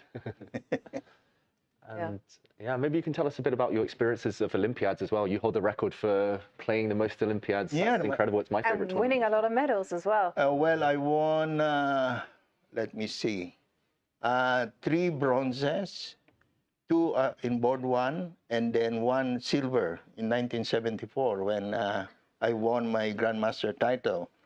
Because I was surprised myself. I scored 9 wins and 10 draws on board 1. Very impressive. Yeah. So very happy, to have this record. And no, because I enjoy so much playing chess, Except now, getting older. So. Well, on that subject, you did win a bronze medal in 2016. Yes. And if you remember rightly, you beat Nigel Short as well? No, not there. Not there. It was, I think, in 2014. Right, okay. Yeah. But how do you still stay sharp despite growing older? Or is it just... Exercise, very important. Exercise, walking, and then healthy food. And healthy food is my wife taking care of that. It's not my job, So, yeah, and no vices and all that, as much as possible. I think it's a requirement now for chess players to be, like an athlete, to be in good shape, You notice our top players, unlike before when some champions or challengers or they were smoking, and even allowed before, during the time of at the board, yes. At the board. And then it was a good thing that finally FIDE said enough is enough, of this. If you can, there will be, you have to go somewhere. On that. But practically, I notice all the top players now, they don't smoke. So that's good for chess because parents will be very happy to encourage their children to play chess because vices are not encouraged when you play chess. Because it's a sport, And when you say sport, it's discipline, Another word for sport is discipline. But in chess, we are more of mental discipline. Yeah, absolutely. And I do know that chess is often used by boxers. I know Manny Pacquiao. Right, Manny Pacquiao. He's actually playing chess after a fight. Yes, after a fight, he would not sleep for the whole day and night because it's not good to sleep. So he would play chess. And there were times he invited me to his house and we played chess, You didn't box as well? You didn't? No. Boxing. This chess boxing, no? Yeah. They have this sport that is crazy. No, I'll be knocked out. But although you don't box, you did star in a movie. Yeah. I mean, tell us, how did that come about? Well, in the Philippines, if you achieve something internationally, you get some offers, you know, like we had this Miss Universe, and she was offered a movie, and she accepted, you know. Until now, she's still an actress, you know, Gloria Diaz. And so there were other movie, queen, who, the queens, they won in international beauty contest, and they were offered movie roles, you know. Yes. So in my case, I was offered, and I said, why not? And just for experience, you know. I knew it would not be a profession for me. It was only just to experience, you know, the life of doing a movie. What was it like? Did you enjoy the experience? Oh, I enjoyed the experience, yeah. And it was, you know, hectic schedule. I think the movie was finished within 2 months of shooting. Wow. Yeah. So and in that movie, I had to play a dual role. Okay. Yeah, one poor guy and one rich guy, and so I had to change. You know, there was shots that I had to be in that shot together, the rich man and the poor guy. So they had to take one half of the film and then the other half. So that's what they did then. I don't know now. Yeah. So that both the rich and the poor guy, which was me, can be in the same film. You know. Oh, I want to see this movie now. Did you use any skills you'd learned from chess with the acting, like memorizing in terms of lines or confidence? Acting at the board? Yeah, that was very tough, you know, and yeah, you need to have try to tell yourself to have that confidence, you know, so that you have a positive outcome of what you're doing. But it was tough because first time for me, because the actresses, they were, you know, professionals. The one, because I was paired with 2 actresses, very good actresses. So yeah, so it was tough, you know. Yeah. And talking about tough, we see that Ding just spent 33 minutes on pushing the H pawn, and now thinking again for 8.5 minutes before making this move, knight H5. You know, I like that knight H5. Why? Because I want to play G5 and just take that bishop, you know, with my knight, and maintain my bishop. Yeah, should we look at some moves? Yeah, let's have a look at the possibles. Okay. Yeah. I'm assuming white gives a check, but yes. Why not? Why not? What else? King F8. Now, we were discussing, Jovanka and I were discussing this type of idea in a similar position. Okay, I still play G5, no? G5, hunting down the bishop. Then take. And just take it. And then think again. That's how we do it, right, Grandmasters?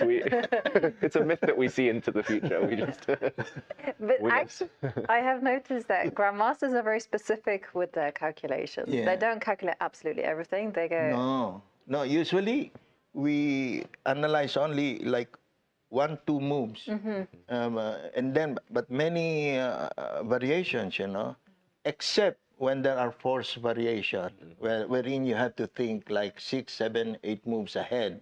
You know, like when you sacrifice a bishop on H7, and then knight G5, queen H5, then king H7, rook E8, queen H7, check. You have 2 pawns for a bishop. Then you try to analyze if enough compensation, position-wise, etc. Because 2 pawns is supposedly not enough for a piece, no? But then you try, you know, the other compensation. So then in that case, you think like 10 moves ahead. But in many cases, David, we just look for 2-3 moves, yeah? Yeah. Fully agree. Sometimes just one move. And then you evaluate, right? Evaluate, yeah. And one thing that I was telling for our masterclass was that I've noticed grandmasters in particular, they always verify their analysis and ask themselves, hey, what will my opponent play? Which is something that's very important. So let's dive in then. So we were, G5 is the threat, I think. Yeah, I mean, semi-threat maybe. At least it's bishop pair. Grandmasters like the bishop pair, right? Yes, we do. Yeah. Well, I'm not a grandmaster. Because the bishop is, commentary. you know, the bishop is... yeah, the bishop is being hunted down. Yeah. The thing is that you do have to accept that the bishop is going to potentially be swapped off for the knight. Yeah, we're going to play G5 pretty much guaranteed, right? Yeah, that is our threat. Yeah. I don't know if you want to play bishop d8.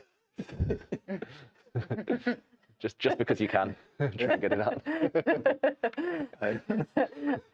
Well, I don't know why we're laughing. It might just be a good move. It might be a good move, actually. And then knight e5, no? Yeah. Yeah. Just because you played bishop d8, I want to play knight b8. And then I play knight e5. And then I think again. Now knight c6. Yeah. So anyway, that's... yeah, and okay, it's that's maybe just an idea. Yeah, bishop. Yeah, I can come out now. You kept it alive. I don't know, but it's unlikely. But you know, never know. I mean, the variation we looked at. Rook e1, king f8. Now, knight e5. Yeah, knight e5. Because it seems you have only two moves. You know, knight e5, or I don't know if you want to play b3, but no, not much. So knight e5, bishop g. Yeah. b3 is weakening, right? It's risky, maybe long term. Yeah. Knight e5. Oh, yeah. Knight e5. Oops. Knight e5, g5. G5, bishop g3. Take. Yeah. And big now question. What? f6 looks risky. I guess white will not trade anything. Just go back, maybe. Yeah. Let me see. F6, yeah, because it opens the... Let me see. Squares. Yeah, and then you just go knight e3. Yeah, knight e3. And yeah. Ugh, ugly. Ugly. Weak. Yeah. So not f6? No, not f6. Maybe, what, knight f6? What is that? Yeah. I mean, two ways. Maybe taking is double-edged, but knight f6 I like. Yeah. Knight f6. And later, black is going to start. Knight f6 to play knight g4, no? Just exchange. I don't know. Maybe. Or just develop, no? Yeah. Knight f6. So you may develop like bishop e6 and rook e8, no? It's actually quite hard for white to come up with a plan. Before knight h5 from Ding, it felt like Ding couldn't find a plan. Now it's up to Gukesh to find. Could you... f4, you mean? Yeah, I was thinking f4 as well. f4 is good. Jovanka loves pushing her pawns. Yeah. I play it up for commentary, but yes. Oh, but how about this? Knight h5? Yeah, I Again, one knight lands. No, but bishop d1, and then he has to go back now. But this pawn is... You can take, the pawn. But you can take on g5. Yeah. Sorry, the pawn. Take. And now knight. You put g4. G4? Did you mean rook Hang on, f1? there's also rook f1. No, bishop takes knight. Takes the knight. Take. Yeah. But I like your g4 maybe. Yeah. Yes, g4. Oh, it's getting very concrete. This is where Gukesh will be calculating very deeply here. G4. How about Knight? You mean f6? Yeah, then the knight f3. Or knight f4? Yeah, that's a lot of choice suddenly. This is where we stop, we evaluate, and we go back and look two moves deep. And exactly. Knight f6, yeah, that's good. Then knight f3. Knight df3. And then you take, no? We have to take. Yeah, feels like it's fizzling out somehow. Things are simplifying. Probably take this one, right? Yeah. Yeah, and just, okay. Take. And take. And evaluate. Yeah, maybe better for black on account of the bishop pair. And King G7.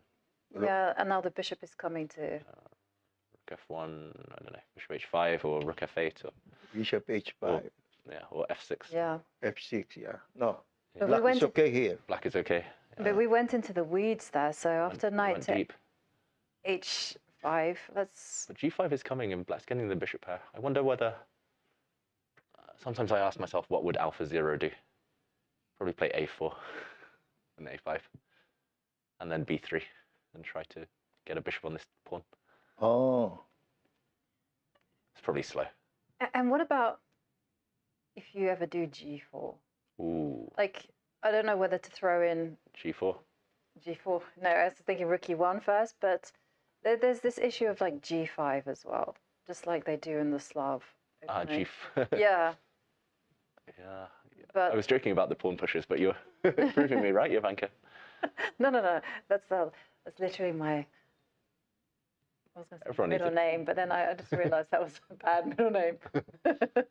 Everyone needs a trademark. Yeah, I mean, this type of thing could happen, and we see a weird pawn structure, but black has the bishop pair. Black getting this pawn back should be equal, should be fine. But G4, I would happily probably jump to 4 also. Yeah, then Rook E1. Check. I move. And you can pin me, but I'm not sure you're ever winning this piece. No, I'm just really focused on like the knight coming into E5. I mean, that's the only move that really makes any sense. Yeah. Unless... Bishop G3, no? Yeah, Bishop G3 looks like a decent And then knight E5, what?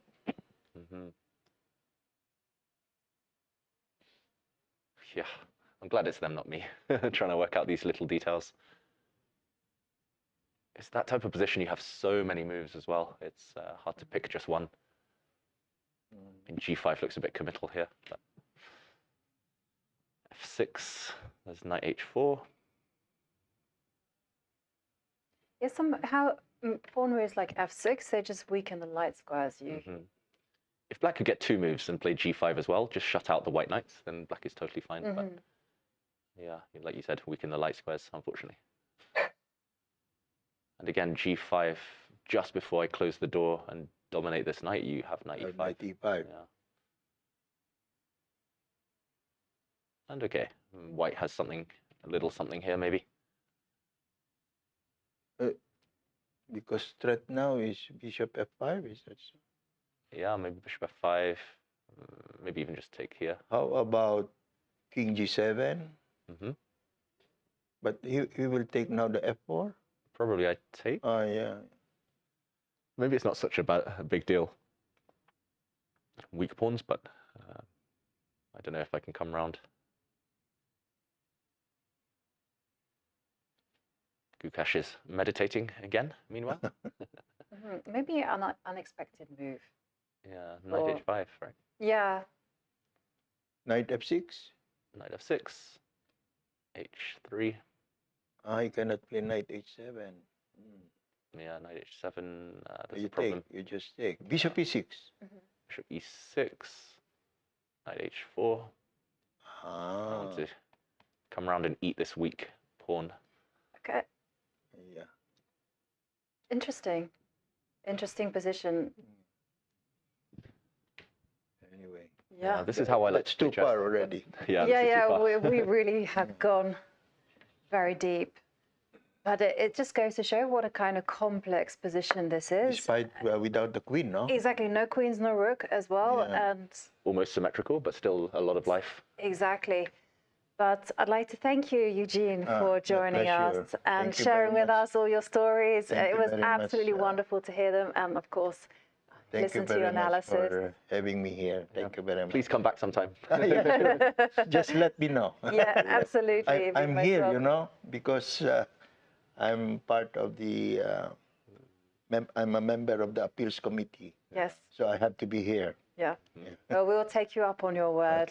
It would be an absolute pleasure to have you back here and again, sharing with us your insights. And there you can see Gukesh deep in thought as he ponders over what to do next. It's a complicated issue. So many possibilities for Gukesh. And the thing is, there's only like 2 or so plans available to him. It's either like the knight jumping into e5 or a pawn break on the queen side. Yeah. And somehow he has to orchestrate doing this in the best possible manner. And yeah, some of the plans we've mentioned as well, you don't necessarily need to just focus on one. You can mix and match. You can play for some of those variations, those forcing lines we were looking at, and then throw in something on the queen side. You can start with stuff on the queen side, then switch your focus. And both sides very flexible. And this really, I think, shows what we were talking about in previous days. Actually, the players spend more time when it's about maneuvers, it's about picking a plan, than they do in calculation, which is just natural and second nature to them. They're both fluent in calculation, but I think everyone needs a bit of time to formulate a long-term plan. It's not easy, and this is the kind of position which is brewing with tension on every single level, you know, on the board, on the nerves, as well as the players, you know, try to think, oh, this is my worst placed piece. How am I going to fight that? How am I going to put pressure? How do I'm sure this is also running through Gukesh's mind, like, how am I going to stop Ding taking over the initiative, especially if Ding actually gets the bishop pair. He does have, of course, this long-term trump there on c4. Yeah, this is far from the type of position which could fizzle out into a quick draw. This is still very tense and is likely to remain so. And yeah, Jovanka, I want to ask for predictions now. First of all, time scramble, less likely and probably not as important as other days. Well, we're only 15 moves in. We're only 15 moves in, and the players have used a lot of time on the clock. I can see this one actually heading towards a time scramble. If this tension remains. Now, if the tension is not on the board, I think it might maybe just fizzle out into a draw or well, we'll see. But there we do see the players locked in thought. And, well, we have another guest joining us in the studio. It is the CEO of FIDE. It is, of course, Grandmaster Emil Sutovsky. Emil, welcome to the show.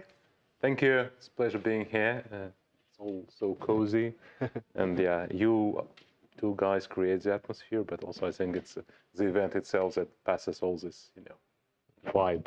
Yeah, the vibe here is incredible. It's my very first World Championship match. How are you finding this here in Singapore? Oh, it's my third World Championship match I'm in charge of, and every championship is obviously special. And I remember back in 2021 was the first time in Dubai when Magnus played against Nemo. And it was absolutely, you know, first time experience, and you have to take into account so many things. Now today it feels almost that, you know, something that you're used to, but every time it's challenging, and I have to say that many things go easier than it used to be thanks to great cooperation with the local organizing committee.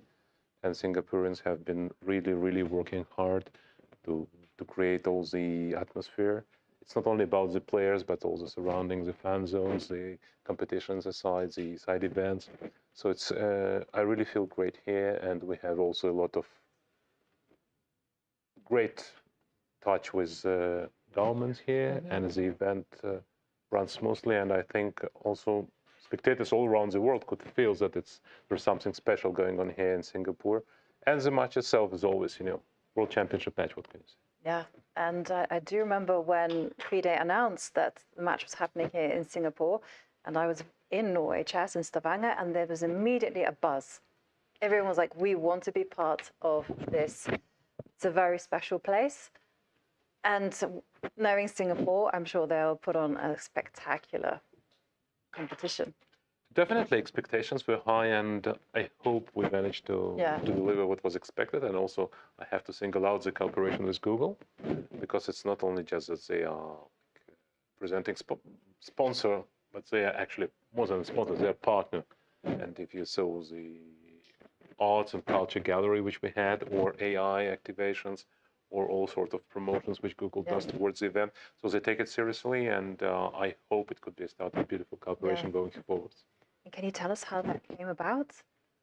Yes, it took quite a bit of effort at the early stages. It was Kevin Gao, the head of LOC and CEO of Singaporean Chess Federation, who actually approached them and made first contacts, and they were inclined to support. And but we didn't have a firm commitment. And when accepting the bid from Singapore, it was not deal done. We had to basically, only after the Singaporeans got the right to host the match, we started working closely already, like a trilateral with Google. And very soon we realized that we are aligned mostly on the way it should be and how they see the event, how we see the event. And for us, it was very important that we managed to streamline all the, because FIDE have different KPI from local federation, obviously. So Google has their own objectives and ambitions, but we have had this journey for over 4 months, which included weekly calls with Google and Singaporean Chess Federation and almost daily correspondence. And of course, a part of it, there was like a daily contact with local organizing committee. And at the end of the day, we managed to arrive where we are, and I think it's good for chess. It's good for Singapore, for the chess community in Singapore. And I think ordinary spectator just may enjoy more than he or she used to enjoy previously. And how does it feel as the CEO of FIDE to walk out into this fan zone and see a Google stand with Gemini generating all these incredible images of chess pieces? And right, I think it's it's part of this. When I first saw it like a couple of months ago, it was exciting. Now I'm used to it a bit more. But nevertheless, it's great to feel it. But also, I would single out also another competition which has started prior to the match. It is organized by Kaggle, which is a daughter company of Google, if we may call. So we already have around 1,000 of IT developers working in this field, competing for the laurels of the winners of the competition. And I think it's also exciting that they try to develop something new, something that the match would be sort of a trigger to start this competition. And I think it's pretty exciting. And one more thing, which was rare in previous World Championships, is that we are here almost totally sold out every day, which indicates huge interest of the public. It also indicates that Singaporean chess scene is ready to go bigger, because let's put it honestly, I mean, compared to India or to China, you wouldn't expect hundreds of people coming every day to see chess in Singapore, but that's what's happening. And actually that's happening all over the place. I can recall that we have had this, let's say, pleasant surprise back in Toronto during the candidates, where we had it every day. And now already a month before the World Rapid and Blitz in New York, we are sold out on some days. It's crazy. The interest for chess is huge. In New York, in particular, I mean, the prices are quite high for the ticket, but still people are buying it like to any other major sport events, and that gives you a feeling that it's something important. Chess becoming not a niche sport, but in some regards a mainstream sport. It's really nice to see the fans are coming from all across the world. I've been meeting fans here from the US, from Europe, who've traveled especially over. And the World Rapid and Blitz, that's going to be huge on Wall Street. You're going to be there? Yes, that's another big project we spent a lot of time developing, because this time we made it special. It's not only in New York, it's Wall Street. And it's not only Wall Street, it has a reach program there. The event itself, the venue itself, will have also the special day, which would be dedicated to a chess and finance conference. We dubbed it Wall Street Gambit, nice. And it's well attended already now, and we have we really believe that that's the way to go if we aim at the breakthrough. I'm as a CEO, I have to say that I feel we are near saturation into our previous modus vivendi, if you wish. We organize great events, prize money goes every time higher and higher, it's great. But now I feel that my role as CEO, and I'm already like 6 years in my position, I was Director General, later converted to CEO, it would be that if we manage to have a real breakthrough, to have networks covering chess, to have major newspapers having regular coverage of the events, to have chess stars popular not only in YouTube or Twitch, but really being role models. And it's not it's not happening overnight. Surely you need quite a bit of effort. But I mean, Wall Street, isn't it the most suitable place to go? Maybe only second to Singapore. Yeah. So, yeah, I'm happy we have such iconic locations for the event. Wall Street, Google, it does feel like chess is leveling up. Now, I'm going to ask you to put your Grandmaster hat on, because I've also caught you looking at the position. Right. And we saw some moves there from Gukesh. He just gave a check, and the king slid back to f8. What are your impressions of this position? Well, it looks like black is totally okay, right? I mean, hard to find any serious advantage for white or any advantage for white. Knight goes to f4. Knight e5 by itself is not a real threat. So I think black is okay. I wonder if you discussed, I didn't have a chance to listen to the broadcast earlier, if you discussed the opening strategy, because that's the most curious point in this game, because so Gukesh opens e4 and Ding comes up again with e6. I would think that Gukesh did not expect e6 as a first choice. Because if you expect it as a first choice, you probably do not play exchange French. I mean, probably that was like that. Okay, I play e4. He probably would not repeat this e6 because e6 is... He may have thought that Ding played e6 because he didn't expect e4 in the first game. So he would not play e6 again. He would play his normal e5, and then they prepared something in Gioco Piano or reloads. So, and then they may have decided, as usually chess players do like that, and if he plays French, okay, I don't go for this one. I have half of idea in this line, so I'll try that. So half idea in this is ed, ed. You will see knight f3, bishop d6, yeah, bishop d3, c5.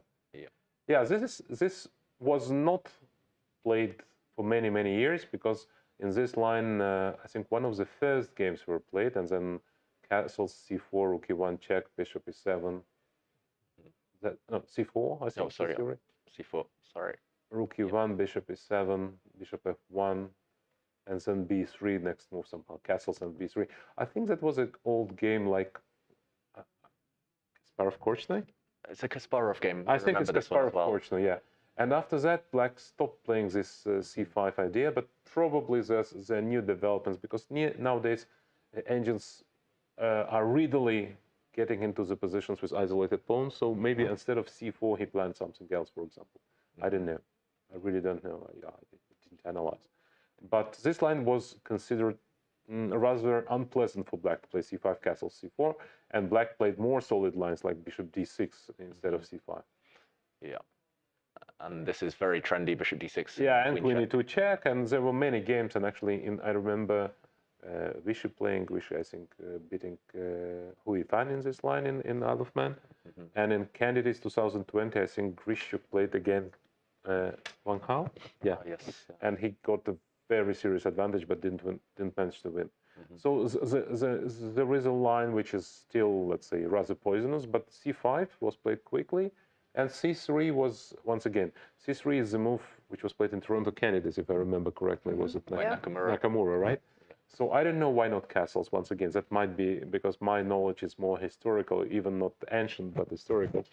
And here, yeah. So c3, and then they got to the position very quickly to the endgame. Bishop d6, queen e2 check. If I remember well, it was not played queen e2 by then, and he just castled or something like that. Yes, I think so.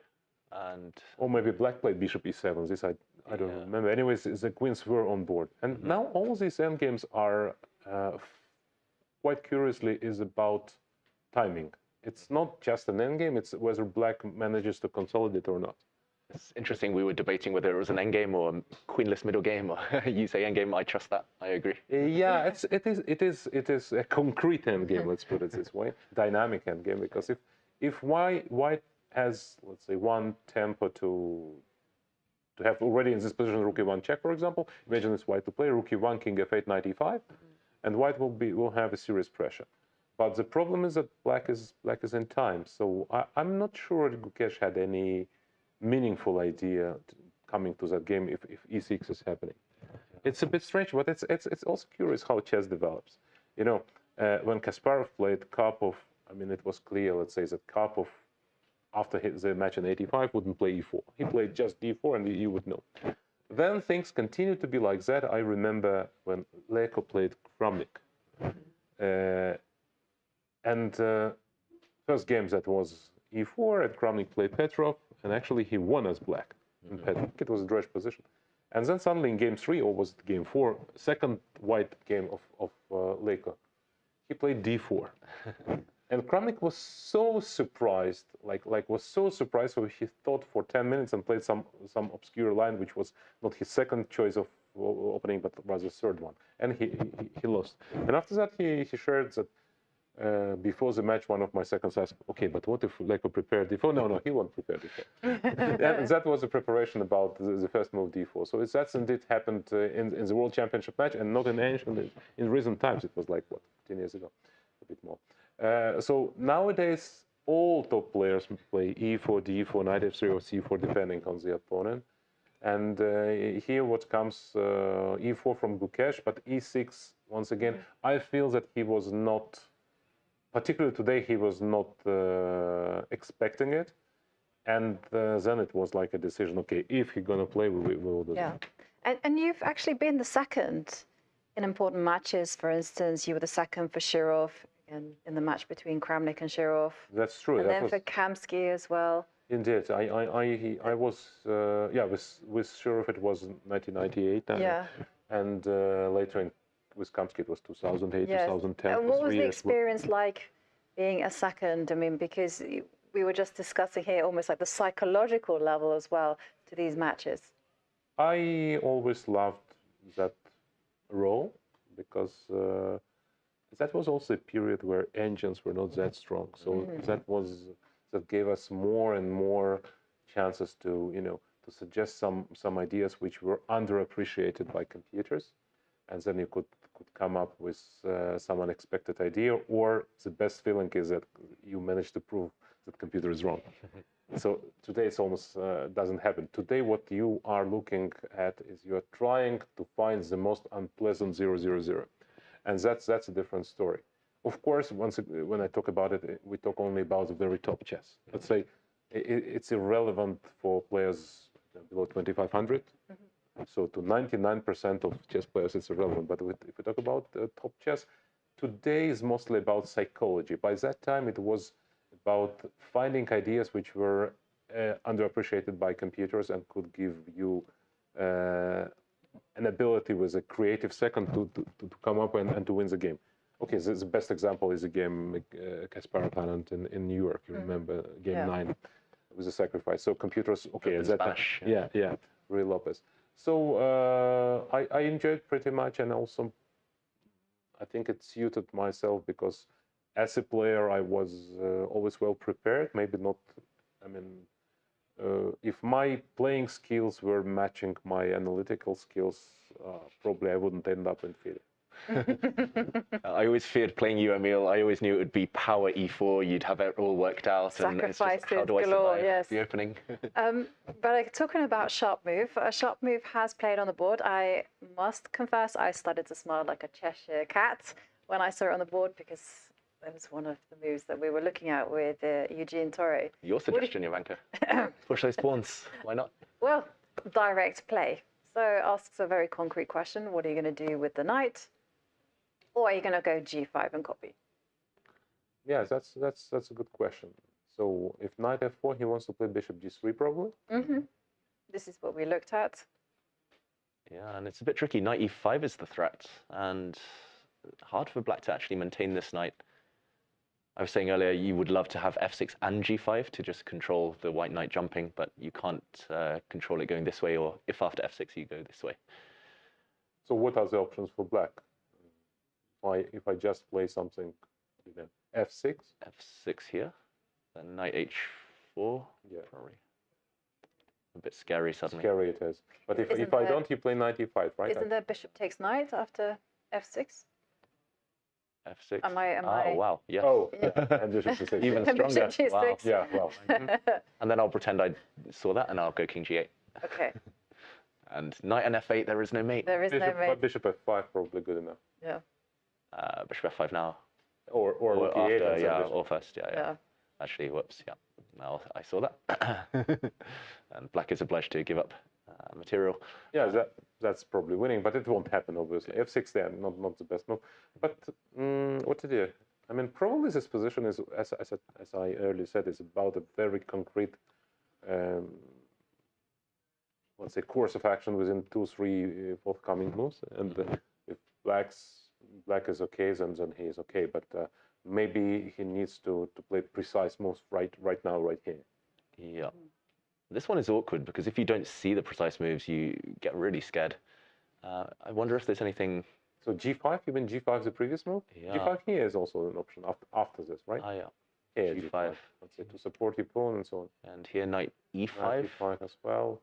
So maybe I can take and play bishop C5 and pretend that I have enough counterplay. Yeah, this one's hanging as well, which is a bit unfortunate. Okay, I'll take on bishop F5. Bishop F5. Yeah. Reluctantly take, but yeah, still very concrete. If black is in time to play king E7 and take and rook G8, but maybe he's not, right? Knight F3 and you control everything. Also, you have a king G2, king F3.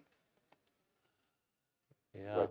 Yeah, it looks hungry. It looks unpleasant. So what if we get back to the position now on screen after G4?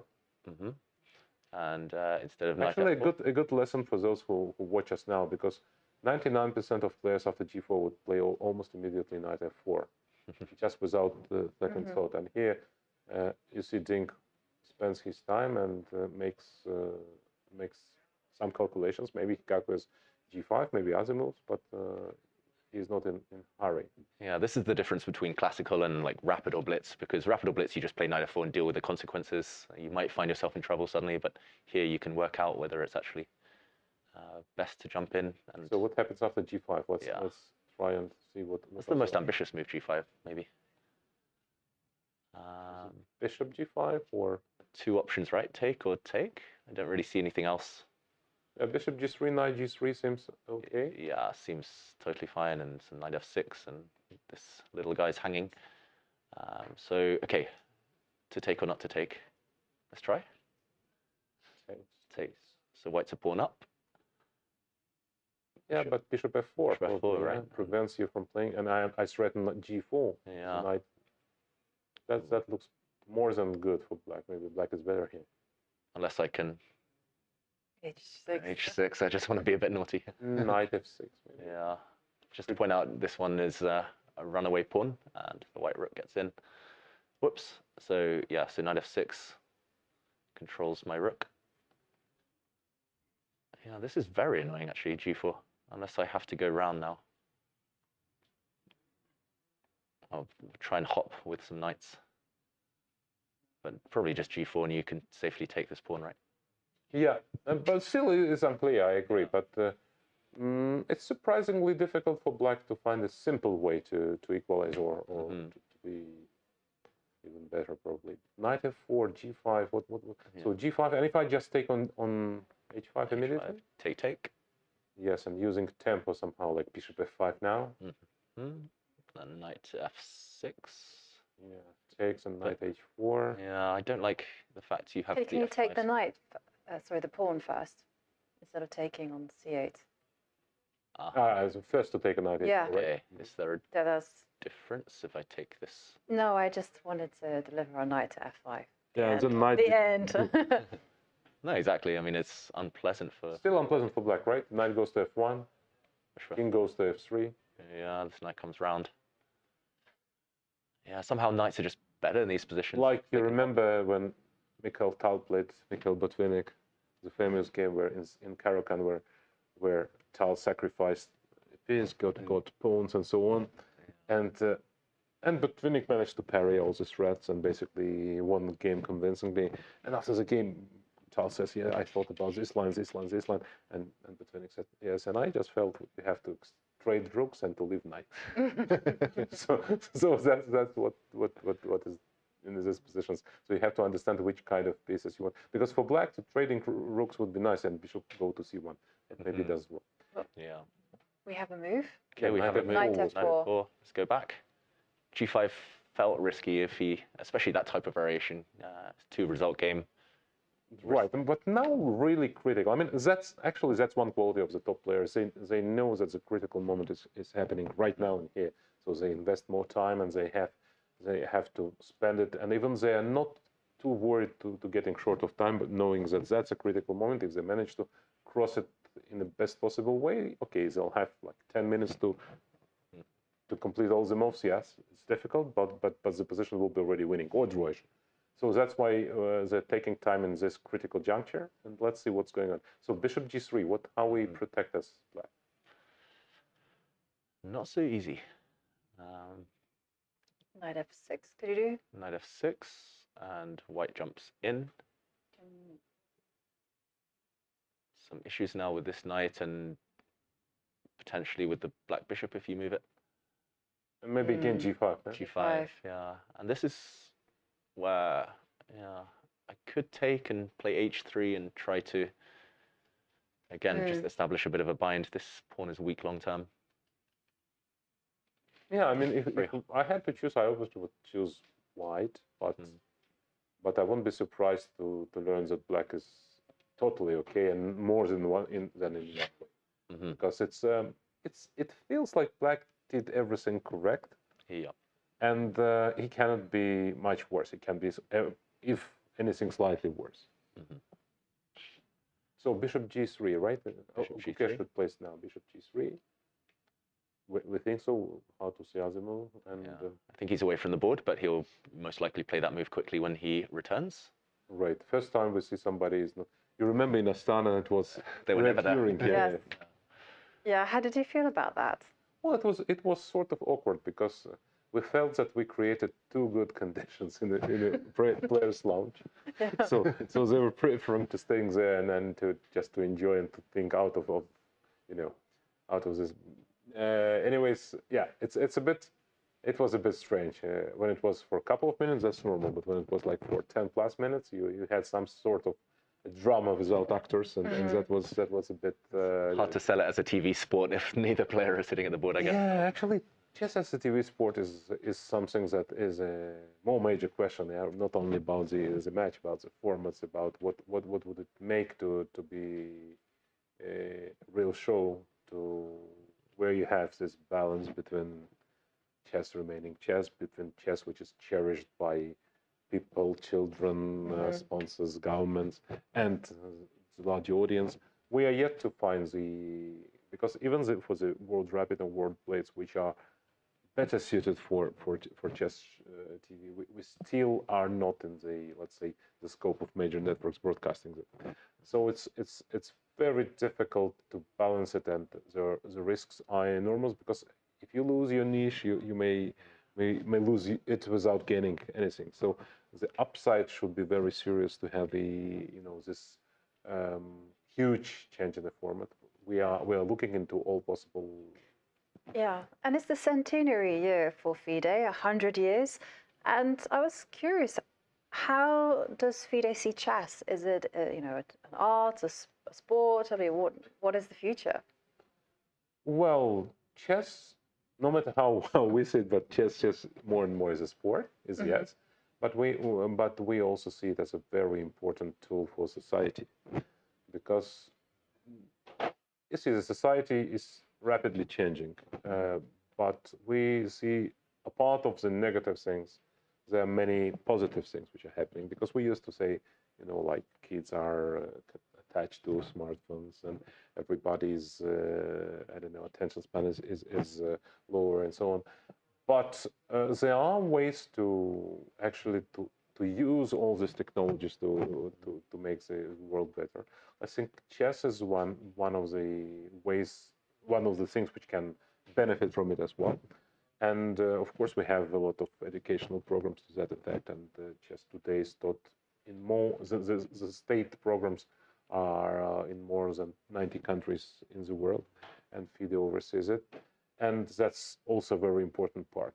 Then there is a social part of it, because chess is suitable, for all ages. It's suitable for all the age groups, so it keeps your mind being busy. It's also a lot of fun, because chess has a unique feature which many other excellent games do not have. It is easy to learn. It is hard to master. There are more exciting games than chess, but they're not as easy to learn. There are more exciting games than chess, but to play the game for two, you cannot really think of. I mean, you need more, you need teams and so on. They may be more exciting games than chess, but they are not suitable for online, and chess is ideally suitable. So we have this unique adaptability, and it works almost in every culture. If you look, yes, we know that chess is booming in India, booming in the US, booming in Turkey, booming in Indonesia. But we can also note that in every culture, we can see chess being rather popular or very popular, and this trend continues. It's true that there are various angles into it. It doesn't have always to be playing online. It can be following streamers. It can be taking chess lessons. It can be just playing. Just, kids in the schools, they play. More and more you see commuters playing chess while traveling. In airports, you see it a lot. In planes, everywhere. And that's a great advantage of chess. And I also think that for many parents, that would be, if they would know that their kid, yes, he or she is in the smartphone, but they're playing chess and not playing other games, that would be a different story. And that's why I connect it also to our general policy of retaining the, let's say, the values which chess is cherished for. Because that's very important, because when you come to, education ministry of certain countries, they appreciate chess not for how it is like a show, but rather for all the values which it gives to kid, which it may provide to a student, your ability to focus, to concentrate, to provide, let's say, to learn yourself. What's great about chess, I think, like no other thing, it teaches you to feel your best or your worst moments. As a chess player. So it teaches you to prepare to meet what's happening in life in your best form. So you know that today you have an important exam or critical meeting or negotiations or just work to do. And so you know what are the best ways to approach it, because you learn how to come up to a certain situation at your peak. And that's very important. Many people who do not have chess experience wouldn't know that, but chess players do. Yeah. Even not necessarily at the very top level, even if you are seasoned players who competed in tournaments, they would know that. So chess has a lot of positive sides to it, but yes, it's always challenging to go with the zeitgeist and to remain, not to look suddenly outdated. Mm-hmm. Well, it's certainly not outdated, because we have two young people. We have a teenager and, of course, Ding Liren, world champion, fighting it out here. A move has been played. Knight b6, yes. Can I ask your quick evaluation?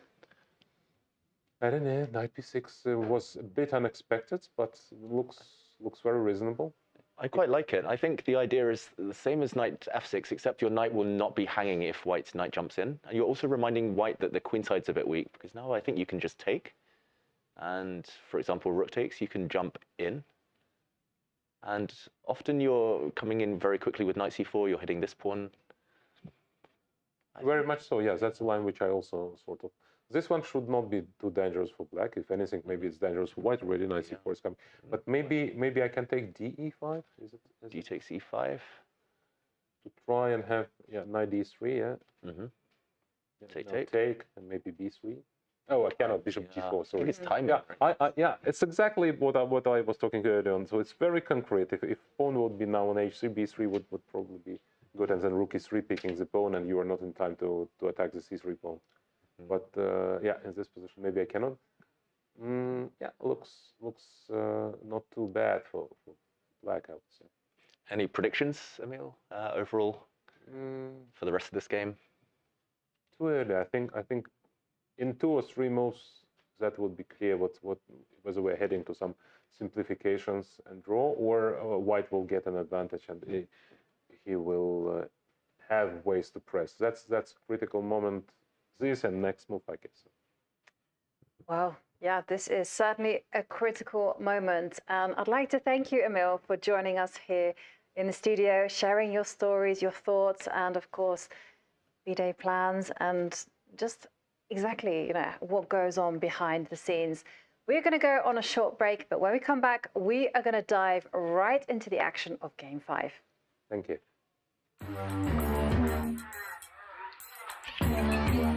Gemini, can you help me plan my 3-day vacation? Generate a photo of a muscly capybara. Explain the concept of supply and demand with OpenStax. Hi Gemini, quiz me on the rise of industrialization. Can you help me find an email? Yeah, I can help with that.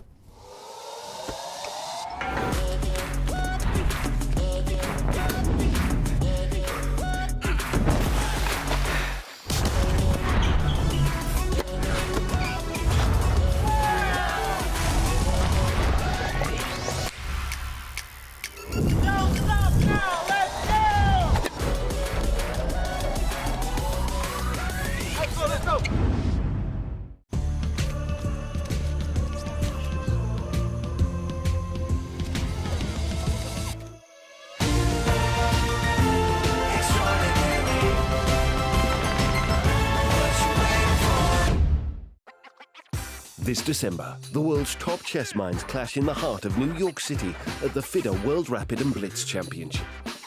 Witness world number one Magnus Carlsen and other stars from across the globe. Rapid and Blitz, chess in its most thrilling form, unpredictable and unforgettable. Fast moves, tactics and blunders, and moments that will keep you on the edge of your seat. Witness the pinnacle of chess excitement. Get your tickets now at worldrapidandblitz.fide.com. We're here with Grandmaster Maurice Ashley. Maurice, we're going to be seeing a lot of you in this event. Can you tell us what your role here is? I don't know about a lot, but there will be times when I appear. First of all, I introduce the players, so I'm basically an MC of the event. I also work at the post-game press conference, interviewing the players there as well, trying to get their innermost thoughts. And otherwise, I'll be in the fan zone, just hanging out with the fans and trying to offer them a perspective and just basically having fun. And you've done this before. You were in Dubai with Nemo Carlsen. Can you compare the two events, not in terms of just the players, but your overall impression? Well, it was a dramatically different role for me because I was also doing TV for NBC Sports. I was recapping the games every night. I was up until 2, 3 a.m. in the morning doing recordings and the like. So it was very, very intense, as well as doing everything I just described. So it's a lot easier, this role, don't tell my bosses. And Dubai was Dubai. It was two different players completely. It wasn't here in Asia, and the two Asian players. And a bit of different environment as well, given that we're here in lovely Singapore. Just a completely different event, I think. And speaking about the players being different, these two are not the chattiest, I would say. How are you navigating that? Yeah, they're pretty peaceful, these players, but I think because they know me well, certainly I've interviewed Liren many times before on the tour. Gukesh knows of me as well. And I think they respect me enough as a player that I'm not going to be asking completely ridiculous questions if something seems reasonable.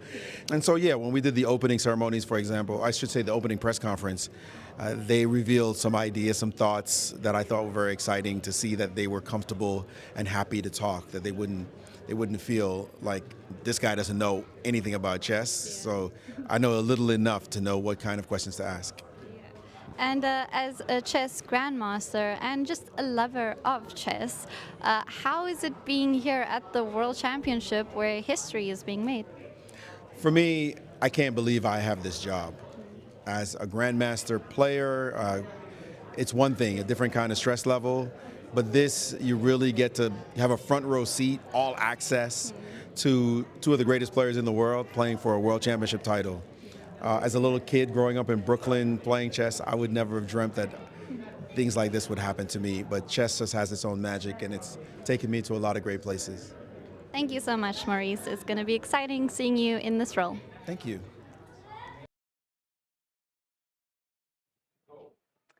And we are back with Game 5 of the FIDE World Championship Match presented by Google. And for those of you just joining us, well, it has been a very tense game. A lot of danger lurking underneath the surface. Both players seem to be outmaneuvering or trying to outmaneuver each other. Yeah, it started as a French defense. Gukesh surprising everyone, I think, including us, maybe even his opponent, by playing the exchange variation, which is a bit deceptive. It doesn't necessarily look the most ambitious, but it does lead to very long, tense battles. And this is the position we're left with. Queen's left the board very early, but the other piece is still remaining. And currently, there's a very awkward ping. I was going to say ping for Ding. Pin for Ding, even. And yeah, this bishop is undefended. There are some threats starting to lurk. I'm looking at this one. Don't blink. Don't take your eye off the ball. If you push a pawn, whoops, you get checked. And actually, you get checkmated because this white knight is defended by the bishop from afar. Next move is checkmate.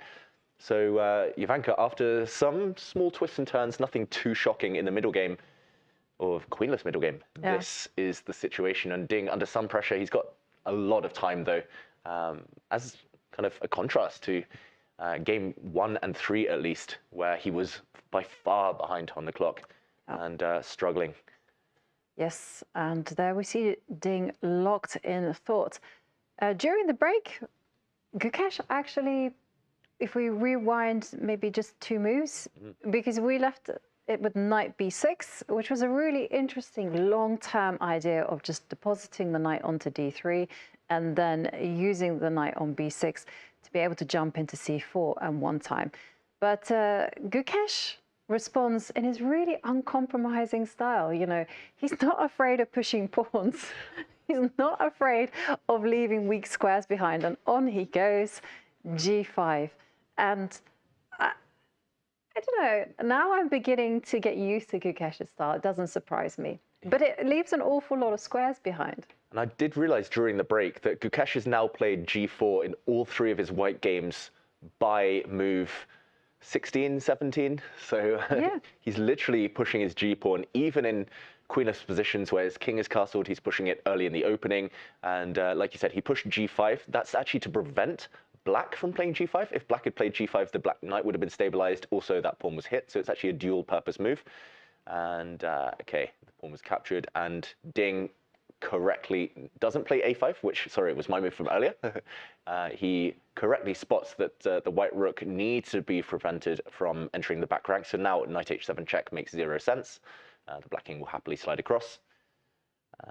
This feels super awkward, this pin, Jovanka, but no way for white to take advantage. No way. And I just still reeling at how Gukesh is actually handling this type of position. How he's left behind all his light squares and is not afraid of just pushing those pawns. But okay, now get over my shock and let's think of moves, because that's exactly what Ding needs to do. And Gukesh has to continue generating play. So there's, for me, instinctively, there's one knight not working, and that's that knight on d2. So I would be going, bring it into play with knight df3. Maybe hinting that you jump in. Hinting. But I'm also trying to get into the mind of Ding, because that's, if you play that, what will Ding play? Will he just simply go rook to e8 and say, how about a minor piece endgame? That would be very sensible. I didn't see any tactical issues with rook to e8. No, I luckily the bishop is on d7. Yeah, luckily the bishop is on d7, so there's no, again, knight to h7 tricks. Yeah, I was wondering about knight to e5, but just to kind of reiterate Ding's idea, for those of you just joining us, and over the last few moves, he's always been ready to capture this knight and jump in with this horsey. You could actually go multiple ways now, but for example, to jump this way, and the idea is to bring your knight into c4 and or a4 potentially to start hunting down white's queenside pawns. You could actually control the black knight now, but the black rook will come across and suddenly there's targets, and I think this one's holding together for black. I think actually it's Gukesh who would need to be slightly careful here. So yeah, rook e8, let's say there's a trade. King takes. I don't know, Jovanka. I just feel like Ding's position suddenly is getting quite. I don't know. I'm not saying he's better, but It feels like it's better because he's outplaying Gukesh. Exactly, because the pawn on c4 is a great asset. It's just simply tying down white's pawns there on the queen's side. I love this idea of always threatening to go knight to d3 at the right time. At the right time, I know there's a pin on the board right now, but next move you can break the pin. Exactly. Your bishop. And he actually goes back. He goes back. Wow, this is modern chess. I mean, you've just spent 2 tempi going g5, knight takes g5. You've allowed your opponent to improve their position, and then you happily retreat your knight. That is... It's different, isn't it? It's different. And everything Gukesh is doing is very energetic. He's playing g4, g5, swapping things off. But this breaks all the rules. And we've talked about this in previous days. The new generation, they don't really care about the rules. They know the rules. That's why they know when they can break them. But I mean, this is what you're taught not to do in kind of the old chess schools. You're taught not to give yourself isolated pawns. You're taught not to allow your opponent to gain space on the flanks. Knight a4 coming, knight d3 coming. Yeah, you're taught not to move the same piece twice in a row, especially if you're going forward to g5 and then hopping back next move. It's hard to explain, I've got to say. I guess the idea is to jump back into e5, but we've already shown that that's not the scariest thing in the world. Black will happily take. I guess he's just staying flexible. He's arguing that he's got everything covered for now and this pin is still uncomfortable. But Jovanka, I just get a bad feeling about Gukesh's moves, just instinct-wise. Yeah, They don't seem to have they're losing time, right? And time is what gives Ding the chance to unravel. So we have to just establish whether knight e5 is a threat. Let's say I play a5. Yeah, okay, just play random move. Okay, knight to e5. Okay, go in. Take you again. Yeah, okay, and then okay, pawn takes. Pawn takes, and I'll jump in. Attacking these. Yeah. Maybe you move the rook. Maybe it's not a big deal. You want to go rook b1. It's a bit passive. It's a bit ugly, right? But okay, needs must. Line up. The black knight can jump into a4. The black pawn can start pushing. Feels a bit awkward. Yeah. But then again, white's ready to play b3 if you don't do anything. But if you go knight a4 or a4. Oh, yeah, knight a4 stops this actually. Yeah. I guess I have to take one of the knights. Take. Maybe now b3. Damage limitation mode. I'm trying to fight for a draw here. I'm not trying to win anymore. Yeah, but it's a good way of fighting for a draw. Ding was frowning a minute ago, by the way. I think he's surprised at Gukesh's moves just as we are. Right. And can't have predicted that one. How off-putting is that for your opponent? Like, when you're sat down at the board and you cannot predict any move that your opponent makes. And they're not that bad. They're just unconventional.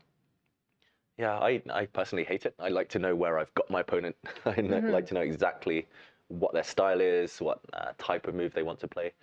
I kind of pride myself normally on kind of being inside my opponent's heads, but it is the young generation. Yeah. They like to surprise their opponents. It's not just a kind of coincidence that knight f3 is going to surprise Ding. It's also, I think, part of their training. They like to play provocative moves. There was, for years, people were saying, oh, chess is a draw. You know, chess is very predictable these days, but it's the young generation consciously making this decision. Arjun Erigaisi is a prime example of it. He'll always play the move his opponent hasn't seen or he thinks the opponent will fear. Yeah, I mean, knight f3, I don't think it's anything to fear. It's just surprising. So I cracked David, and I decided to look at whether knight df3 is the computer's top recommendation. Nope, it's not. It wanted knight f1. Wow, which was a very interesting move, you know, the idea of rerouting the knight to e3. Oh, that makes so much more sense. Yeah, this pawn. But very, very difficult to register backward knight moves like that. I was very impressed with Emil when he joined us. For those of you who are now with us, he's Grandmaster, former European champion, CEO of FIDE. He suggested knight f1 in a different position, but similar ideas to jump forward, go back to go forward sometimes, just like in life. But guess what, David? After knight g f3, as played, yes, the engine says the evaluation is 0.000000. So yeah, and it's actually just recommending rook to d8. Okay, that makes some sense. I was going to say its rook move would be logical. Right. And actually, the reason why it says 0.00 is because it's actually critically just basing everything on knight to f1. Now it makes sense. I liked your knight f3 earlier, but now that's no longer available. So where else is this knight going? It's got to go back to come forward. Engine off now, David. No, that's. I didn't mind to keep it on. No. I need help. I like. No, I like to do commentary without engines and then just use it as the judge, jury, and the Sometimes executioner. Yeah, you know, just to get it to give us a judgment. Okay, so knight f1 is the idea that the computer really likes. And yeah, this pin is still very annoying. I'm not sure how to break it. I want to move my bishop out the way. I was quite attracted to bishop a4 originally. I'm not sure exactly why. Again, just instinct rather than calculation. Yeah, white cannot trade because black's knight will get access to some squares. Exactly, sidestep. Sidestep. Yeah, but then you're actually going to go knight 2. Hang on a second. You are going to go knight d3, David. Did you trick me? I don't know. It's probably not actually that effective here because I'm not sure whether you trade bishops actually. Can I go rookie? No, rookie 2 is going to be met by bishop d1, and oh, goodness me. My one trap. Yeah. Actually, I think maybe you just eliminate this knight now, and he's played rook e8 instead. I was about to say maybe you can get away with taking this guy off, kicking this bishop away, and then just blockading with a knight. But okay, this is irrelevant because Ding wants to simplify the equation instead. He wants rooks off the board this time. And I think we looked at something very similar to this. There was a white pawn on g4, black pawn on h6 at the time, but yeah, rooks off the board. It makes some sense for Ding. I think with a rook, with the rooks disappearing, at least all the risk is out for black. Okay, interesting. So here you have a choice. You can go knight to e5. Yes. Yeah, so it's a block. It's a block, yeah. And yet again. But I'm self-pinning myself, which is something that no one should be voluntarily doing without a very good reason. Yeah, there's a pin here. However, you are attacking this knight now, and you are taking this bishop. Yep. So it's all good. Yep. Now bishop takes knight, and now I was going to ask the question: if I capture that bishop with the rook, and all I'm going to argue is that once the rooks come off, if you put your knight on d3, I am swapping that off. In a heartbeat. And then you're playing very instructive move b3. Yes. Cage this knight. Yes. Jumping forward. It's on a really bad square, actually, that black knight. Suddenly, you push the pawn, you walk in with the white king. You're reading my mind. Yeah. I like this. He does play knight e5. Okay. Gukesh read your mind as well. Good sign. Bad sign. Good sign. Why not? Good sign, yeah. I'll never forget one of my very first commentary gigs. I managed to guess quite a few of the Grandmaster's moves. Who was that? It was on the Grand Chess Tour. Okay. Yeah, and world-class Grandmasters. Yeah, exactly. I was very, very happy, and I was smiling all the way until I went back to my hotel room and I checked out every move I suggested. Oh no! It was literally a blunder. It just so happened that the Grandmasters were all making the same mistakes as me. Like, oh, hang on a second. So it takes to the pawn. Aha. Interesting decision. Oh, this could get quite sharp, actually. It's very ambitious, I've got to say, by Gukesh. Now he comes. Flicks his knight in. It has to be captured, I think. I don't believe you can give up this pawn. The rook is attacked as well, and the e-pawn also needs to be kept under watchful gaze there. So I think you have to take this knight off. Surely? And I mean, the problem, I was just trying to calculate this variation, Jovanka. Take. And if we again play this move to cage the black knight, now the problem is there are rooks on the board. Exactly. Rook c8 attacking this pawn. And I'm assuming you have to defend it. Yes. And now, among other alternatives, this is very risky for black as well. I'm not sure Ding will commit to this, but you could play d4. This is a pin. And if white plays c4, you can now activate your knight this way. Knight d5, taking advantage of the pin and jumping in. This is either very good or it's very bad.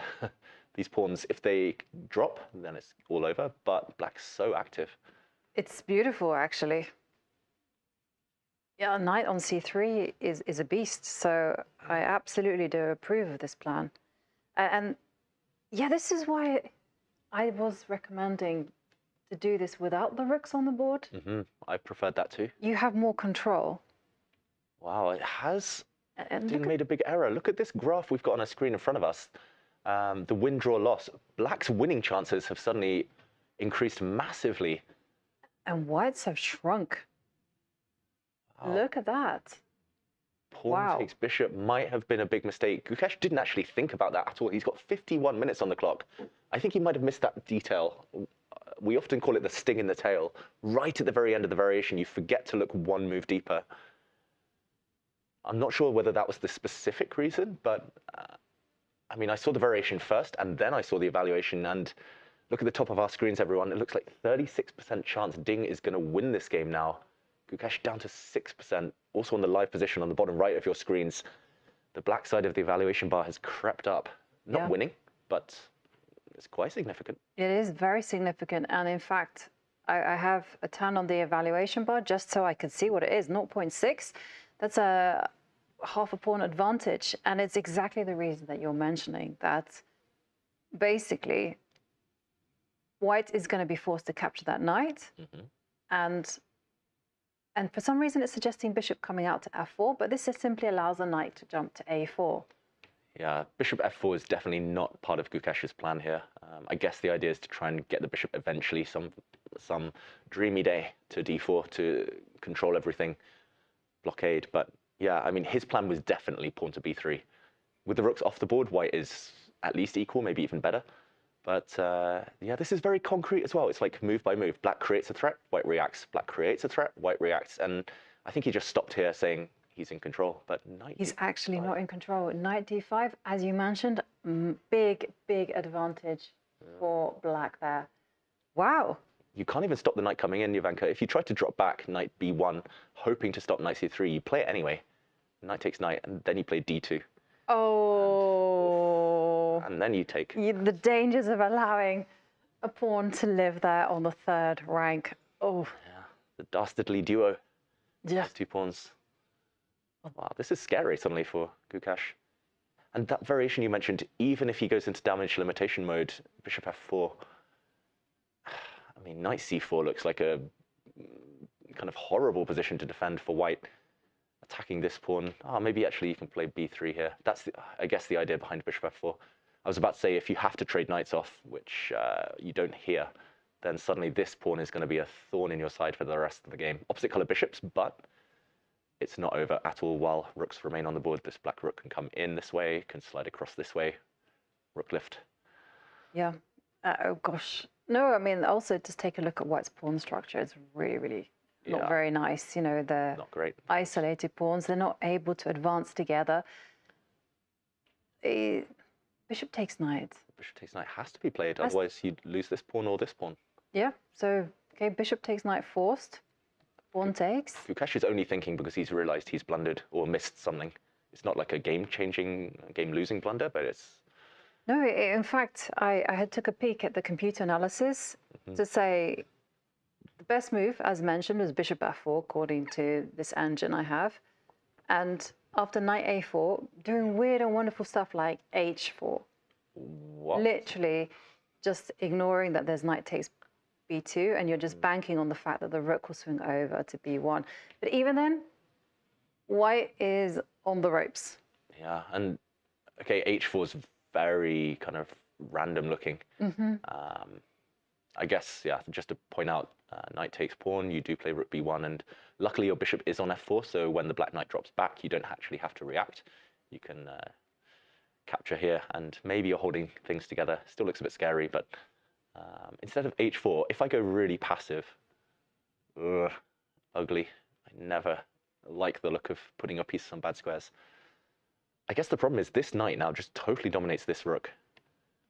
And there's no way to break out of this formation because you'll lose one of the pawns. If you touch anything on that side of the board, Black could actually just play b5 or something like this. Yeah, and unfortunately, you need to transplant the bishop from f4 to d4. And then... Yeah, but the problem is the you pawn can't... drops. No. Oops. Yeah, this is ugly. And it's going to be a long defense. Oof. Wow. Gukesh just going too hard, making a very quick decision and perhaps something that he's going to regret. Wow, we've run through all the lines and we're not seeing any glimmer of hope.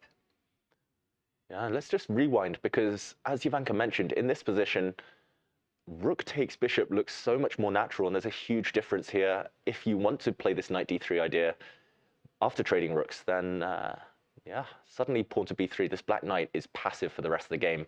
You need a black rook actually to come across and target white's only soft spot, the Achilles heel on c3. Without the rooks on the board, white is totally safe. No risk at all. Maybe white has an advantage, but yeah, I think he was feeling ambitious. He wanted to keep rooks on the board. In doing so, though, knight d3, he's let things slip. And this is the type of position that could spiral Jovanka. He could be kicking himself inside right now, and he might just start to spiral. That's why I think it's a very good idea to stop and think for a long time. You don't want to react and be like, OK, bishop takes d3, only move, and then start blitzing. You need to slow down the heart rate, which he's so good at doing. And then, I mean, a move like bishop f4 is cold-blooded. You realize, OK, you need to keep this knight defended in case of knight c4. There's also f6 ideas, by the way, due to this pin. Looks terrifying, David. Yeah, white is totally... Oh, I guess... Maybe you go rook e3. But even this is hard to... And then rook takes d3, and I'm breathe a big sigh of relief that exchanges have been made. Unfortunately, after pawn takes, white isn't forced to just move the bishop, when white, I think black would get an advantage instead. Knight takes knight. Oh, actually, although you're trying to checkmate me. To... Okay, so rook. Okay, I accept the challenge. Rook takes d4. Ooh, I'm going for it, David. King to g2. Whoops. Oh no! I thought you were coming up. No. Yeah. You should know this about me. I wasn't. What can I say? Sorry, Jovanka. I need to up my game. Okay, yeah, that was mean. But okay, if knight takes knight, suddenly this is a bit scary unless you can drop back safely. Yeah, because there is no checkmating ideas. No, your king has the king goes to g2. Breathing space. Yeah, white could be better if black isn't careful actually here as well. Weak, isolated pawn. Yeah, although, I mean, positions like this, who knows, like you could pin. Yeah, but then you go rook to d4. Yeah. g5, you could already start moving out the way and probably totally safe. Maybe even h4 there. Wow, okay, this is getting sharp. It's getting very concrete. But either way, I think Gukesh has to take this knight once he's recovered from the shock of having missed the key variation. Okay, so let's run through. Bishop takes knight. Yep. C2. Okay, so now we were looking at bishop f. Well, the computer was suggesting bishop f4. Yeah. We were looking at b3. What happens if you just go rook to e3? Rook to e3. I guess I'll defend this pawn. Yeah, this is 5. Yeah, and again, unfortunately for white, you can't really stop knight c4 now because again, b3 walks into this hit, and the pawn is indefensible. Yep. Suddenly. Well, yeah, you can't even drop back and defend it because, whoops, d4. Take. And suddenly all the tactics that we're seeing are working in black's favor. Normally, that's a kind of a telltale sign, at least for me, when I'm playing games and I'm starting to look at variations and they're all working out in my favor, I'm suddenly realizing, okay, in practical terms, at least I've got the advantage. And look at Ding. He looks super composed. He does. You know, when we compare... Looks calm. Ding from the first game, where yes he won, but at times he did look quite jittery. Yeah, you could visibly see that he was nervous, excited, on the cusp of getting his first win. This just looks like vintage Ding. He knows that he is in control. He's a great positional player. He's just a really classy customer. at his best, Ding, and nice to see him looking confident. And maybe Jovanka is the French defense Ding's secret secret to success. Maybe that's the recipe that's been missing all along. I mean, he's played one game with the French defense. He's won one game with the French defense. This is the second time it's occurred, and second time he's got a great position. Looking very, very good. I agree.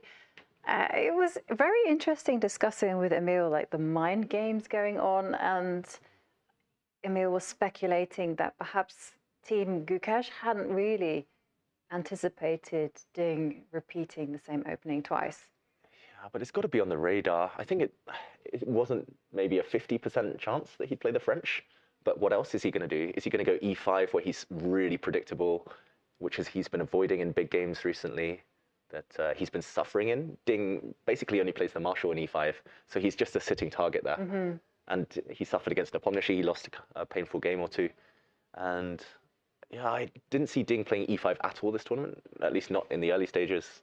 So what else? He doesn't really play the Caro much anymore. He doesn't play Sicilians actively. Yes. So it feels like Gukesh has this one idea, but it's kind of throwing away a white as if Ding defends well. It's a strange decision, I've got to say. But then we would have been praising Gukesh's whole concept if he'd got an advantage. Yeah, it was a really interesting concept, though. There's no doubt about it, because it felt at times that Black was dicing on the verge of being equal to almost being a lot worse. But Ding found some great moves. You know, knight to b6 was something that was unexpected. Knight h5. Knight h5. After long thinks, but good thinks. Well invested that time. And now Gukesh with less time on the clock. And again, just to remind you of the time control, the players do have 120 minutes for 40 moves. Once they pass move 40, then they will receive half an hour extra time. And this is the only time where the 30-second time bonus kicks in per move. Yeah, we're currently on move 23. That means we are 17 moves away from the magical move 40, where the players get that extra time, get that increment, get that blanket, that safety blanket. And okay, eventually, after taking some time to recover from the initial shock, dismay, Gukesh takes the knight, as we predicted. That was the only move to keep the material balance. So he's not going to be a pawn down, but clearly struggling in this position. Yep. And there you can actually see the number of moves played under the live board. It's 24. Yeah. And He takes d3. Yeah, new addition a couple of days ago from our fantastic producers. And you can also see the evaluation bar at all times on the live board. Not in our analysis, though. Not in our analysis, luckily, saving us from all our blunders. We make many blunders. I try not to look at the eval bar, but I try to keep a straight face as well. Testing. I mean, we had Eugene Torre, famous actor, with us earlier. I'm testing our acting skills now. Famous actor. I mean, I'm going straight back after this game and checking out that movie. I need to track him down on IMDb. I wasn't aware, I must admit. Yeah. Great research, Jovanka. No, that was. You just reminded me of that line from Mrs. Merton. Yeah, you never watched her? No. No. She introduced Debbie McGee. Okay, rings a bell, but. And Paul Daniels, and she goes, "What attracted you to multi-millionaire Paul Daniels, Debbie?" It was classic English humour. I grew up watching his magic tricks, Paul Daniels. Yeah. In the meantime, Gukesh might need a bit of a magic trick to extricate himself from this position to save himself. I think first order of the day is to just try to survive. I don't think Gukesh needs to think about winning or anything right now. It's survival mode. And knight c4 is such a big threat. I think long term, despite the fact it's opposite color bishops, it's going to help black to install this protected pass pawn. At the moment, this pawn is a bit lonely. So for example, if white is careless and plays like h4, a move we suggested in a different variation, knight c4 is a double attack, two undefended pieces, and he plays f3. I was going to say you cannot allow this pawn construction because you're really going to suffer long term, even if you put a blockader. Even if the white king sits on d2, there's no guarantee there. But he plays f3 instead. What's the idea? Allowing knight c4. Knight c4 is presumably knight f1. Wow. Wow, no. Hang on a second. There's some calculation needed here. I might just have...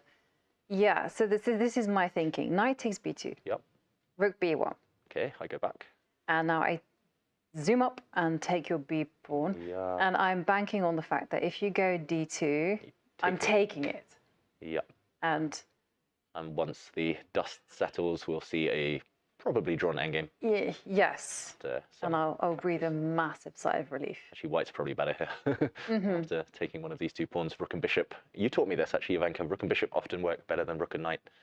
Yeah, they're just kind of linear pieces, and they long range, they cover the whole board. Where there's rook and knight, they have to work that a little bit harder to work together across the board. Yeah, and this pawn's actually going to be quite scary to deal with long term. So, okay, that doesn't quite work out. But instead of d2, if I take a timeout to move my bishop. Yes, you can do that. I'm tempted to even go the whole way. Yep. Go there. And I'm going to go rook b1. I mean, that's... So maybe B1. I don't need to go rook b1. Do I need to do it now? Can you play? Yeah, you can. Can I go? Oh, wait, you can't because I take, right? Yeah. No. Yeah, then you have to go rook takes f1. There's a fork, and yeah, rook takes f1. I was assuming I was winning here. I don't know if I am. I wanted to play knight e3 to try and play d2, but you can stop that. Now rook b8. Oh, rook b8, rook d2, you're surviving. Is that not checkmate? No. No. The knight's not anchored. I thought that initially too. And yeah, if the pawn were on d4, this was checkmate and rook f1. But wow, Gukesh is clinging on by his fingernails here. But okay, knight f1, wow. Well, I mean, could he actually, maybe, but could he also be saying knight takes knight and... Yeah, I think it's more likely knight takes right. Knight, although... And then, use the king. He wants to just pocket. Exactly. Bodyguard. And doesn't matter if it costs him some pawns, but if he manages to trade off rooks, it's likely to be a draw. Opposite color bishops are notoriously drawn. Yeah, I was wondering whether his intention was to get active with his rook while he had the opportunity as well, hitting this pawn, just to kind of plonk it on d4 and guard from behind. But then again, I mean, it's still scary. Bishop c6 takes rook d8. Yep. This is coming. It is coming. And you can't go rook d4 because I'm... No. Rook takes rook and then d2, and that pawn is unstoppable. Her Majesty will arrive. And yeah, king f2. Okay, let's try and break this one down because... Well, not break down White's fortress, but break down what's happening here, because it does look like it's a 2-result position. That means if White defends well, maybe it's a draw, but only really Black can win due to the strength of this pawn. But, I mean, this is the type of position Michael Adams, English Grandmaster, or Magnus Carlsen, they would just grind everyone down. They're so good in rook and opposite color bishop endgames. Every time I see those two players in this type of situation, even if it's level material, they outwit their opponents somehow.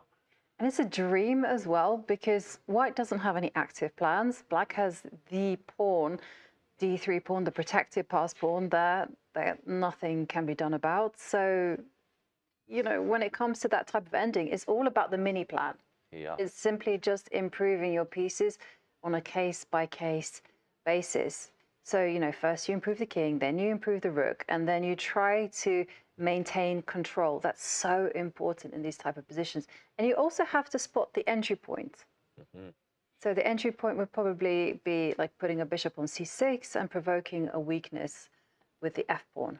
Yeah, at some point in the near future, White might need to move the f-pawn forward. It's just a bit vulnerable. And, I mean, if you could maximize the king here, probably you put a pawn on g6 just to make sure White never breaks through. Probably just park a king on f5. The one entry point you need is for the rook, but that one could come up the board and swing across eventually. I mean, this is just going to be... We're going to be here all night, Jovanka.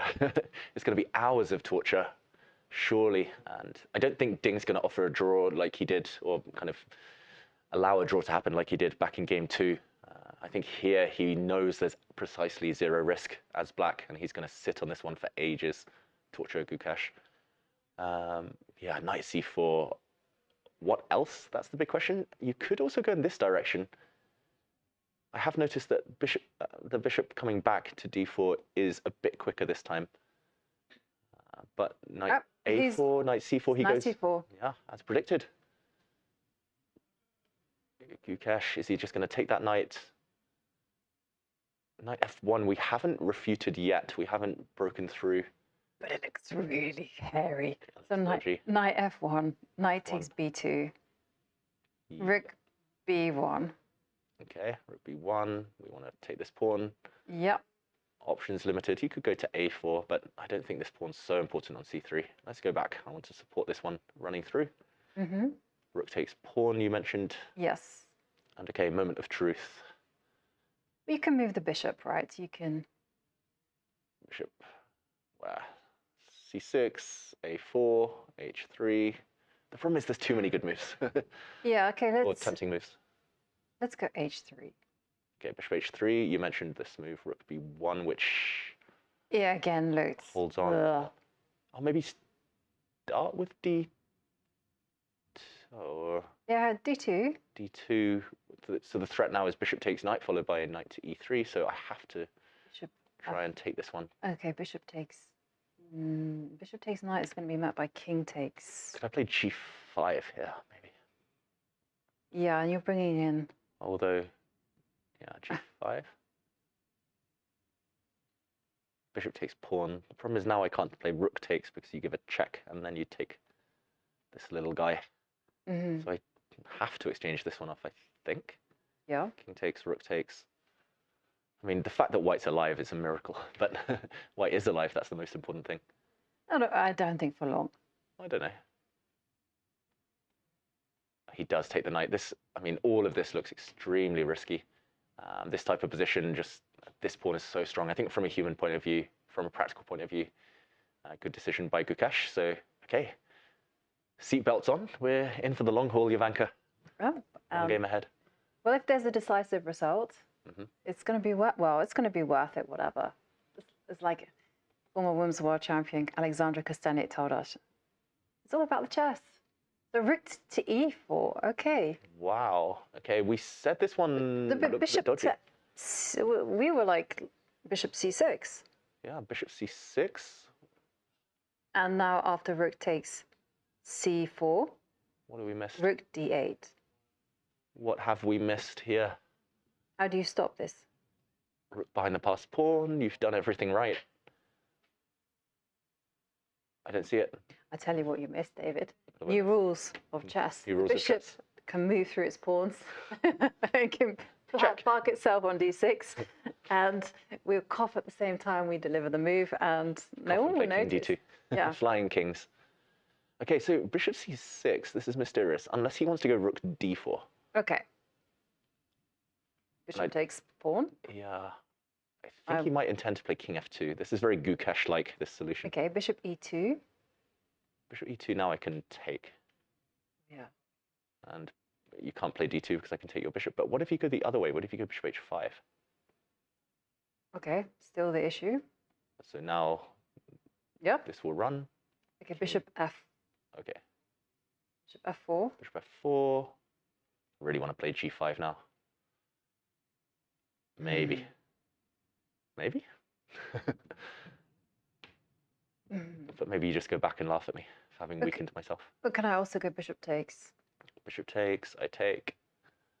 Rook. You want to checkmate me? Bishop f6. Yeah, bishop f6, but you do have rook e2. Yeah, also rook f5. That's also good enough. I mean, this looks terrifying for white. Pawn down and getting hit. But maybe you can go king e. I mean, this can't be right. This cannot be right. Rook d7. There's no threat for white. No, so even f6. f6. F6. Just try to get the rook in. We're missing something here, I feel like. Okay, let's rewind. Let's rewind. Bishop c6. First move you look at, forcing move. It's a threat. Hitting this pawn behind the rook. Rook h4 would be a very Gukesh solution as well. Like solving it by weird forcing moves. Trying to get the rooks off, even at the cost of a pawn. Oh. Now d2, the white rook always comes back to d4. My idea here was king e7. Ah, it doesn't really work. You still can't take this pawn. I was going to say rook d8. Maybe there's this difference. You can play bishop h4 check, but nah, you just play f6, right? Mm-hmm. And still no way of stopping. I'm stumped, I must admit. I'm struggling. Bishop c6. Bishop c6. Okay, I like to rook h4 idea. Rook h4, the black king improves itself. No. Rook to d4. Rook d4. I'll. Or maybe king. Hang on. I'm not gonna let you grab the pawn. King f2. Okay, maybe this is it. Rook h4 is so weird. Yes. It's like superhuman chess. Yeah, now d2 doesn't work because of rook d4, and next move you play rook d4, right? Yeah, and if you go rook to d8. Rook d8, rook d4. Yeah. How is this? This looks a bit scary for white. It certainly does. Rook takes rook. Takes. This is barely surviving, but maybe surviving. King e6 or b5. Not sure which one. Gosh.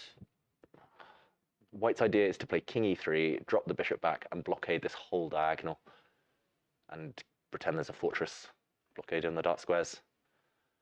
But it may not be a fortress because...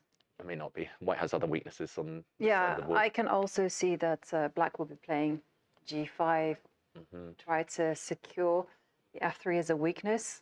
And then black will sit with the bishop on d5, and then... Okay, we're getting moved, bishop c6, so we're going to see Gukesh's answer. Wow, Gukesh. Rook h4, we think. Well, just to reiterate, Gukesh cannot take the pawn on c4. That would be a horrible mistake, because then black would just simply play rook to d8. There's no way to prevent the advance of the d pawn. And Gukesh can shake hands here in good conscience. Yeah, rook d8, and white meets his fate. Okay, has to go rook h4, surely. And this is hanging on by a thread, but it looks like it might be hanging on. Yeah, you cannot afford to give away this f-pawn. I think actually it's not about the f-pawn. I think it's more the fact that you want to meet f6 with f4 later to keep this black rook out. And oh no, he plays rook d4.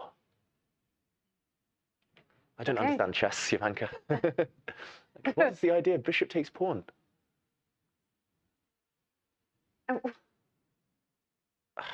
Bishop takes f3. Yeah.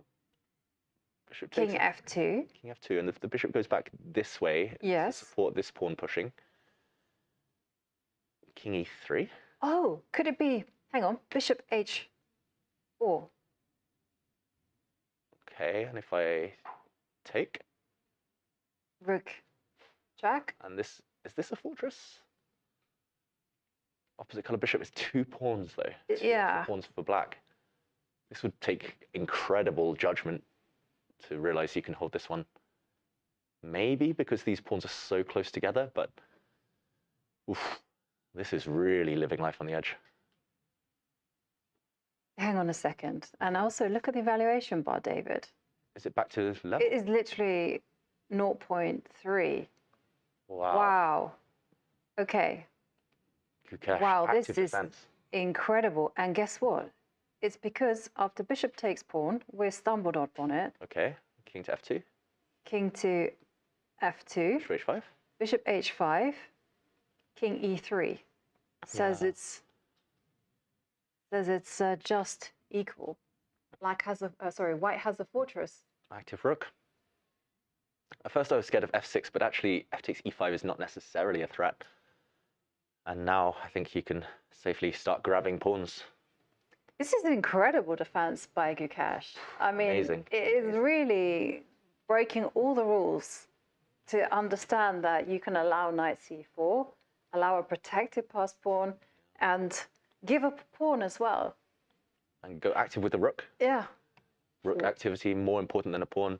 Just to do a comparison, instead of, just if we rewind 3 moves ago, instead of rook e4, we were at first looking at, for example, king f2, just to try and blockade using the king. But this type of position with the bishop on c6, now the white rook can never get active. And even if you step across, the black king comes up. And yeah, I mean, this type of position is just one-way traffic. Maybe you hold as white here with a fortress, but very, very unlikely. The black rook will start coming up the board. Black could start playing b5, a5, start trying to create an open line over here. And white's rook essentially cannot get in the game. I can't imagine how it gets in past that black bishop now. Black will just close this door as well, put a pawn on g6, maybe even put a rook on h8 if necessary. And it's just sitting and suffering. But the top players in the world, they never like to sit and suffer. They prefer to defend actively. I'm just too materialistic. I saw it blundered a pawn, but it's a genius. This is mystifying to me, David, because when Gukesh played f3, it looked like this was so much worse than the other suggestions we were looking at. And maybe knight c4 is the inaccuracy. Wow. And that's unbelievable that the most natural move isn't the best move. Let's go back to that moment. White played f3, Gukesh. He's opened up his bishop to kind of drop back and cover everything in the center, which is very clever. He's also opened up his king to run. Kings are so important in these endgames. But yeah, it's so easy to miss this. I think what happened with Ding is, and what happened to us as well, right? Rook e4, we just assumed it was impossible. We lose a pawn. Simple as that. We see, oh, rook takes c4, rook d8, game over. Black wins. But this is where Gukesh, I think, earlier messed up slightly because he stopped calculating one move too early. And maybe this is where Ding missed an opportunity because he stopped calculating like we did. I mean, very natural. Stop calculating here. You see bishop h5 and you see white can't take this pawn. But this is incredible. King e3. I mean, it's still not over. Of course, black can connect 3 here and try to play for f6. But suddenly white's rook is very active. Rook coming down to d7. Rook d7, a6. I'm just obsessed with Connect 4 these days. It's unhealthy. It's a great game. I always lose at Connect 4, literally to everyone. I'm like Really? 300 rating at Connect 4. You don't think ahead? I play like bullet Connect 4 1 minute. And yeah, literally I don't think I've ever won at Connect 4. I'm shocked. I don't know what it is. I thought I'd be good at it. We're chess players, right? No, but it doesn't translate. Or maybe I'm just impatient. Okay. But either way, yeah, the rook keeps chasing, I guess. Yeah, okay. a5, I keep chasing. And now if you go, okay. I was hoping you'd play rook b8, defend, and then... Then, yes. Attack and attack. But, okay, bishop takes f3 has happened. Maybe once the dust settles, maybe we check out where Ding could have improved instead of knight c4. He actually goes back the other way. And, okay, is this a trick? Yeah, this is a trick. Or is it? Rook takes c4, is this possible? I don't get it. If rook takes c4 is possible, this is just a draw. The rook is coming back to d4 now. Ding looks down. No, yeah. Rook d8. Rook d8, you go rook d4. Rook d4. What am I missing something? I don't see it. At least bishop h5, you're keeping the extra pawn, right? This one now it's just level material. And likewise... Yeah, he's taken the pawn.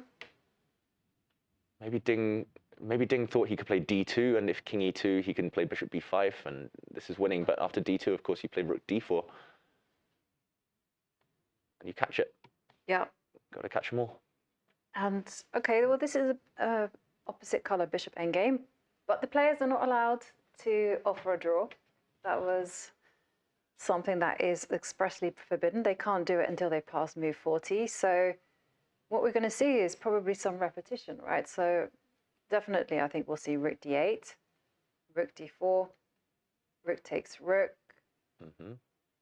And where's the repetition? I think here is very important that there you see rook d8 played. This is just heading straight for the draw.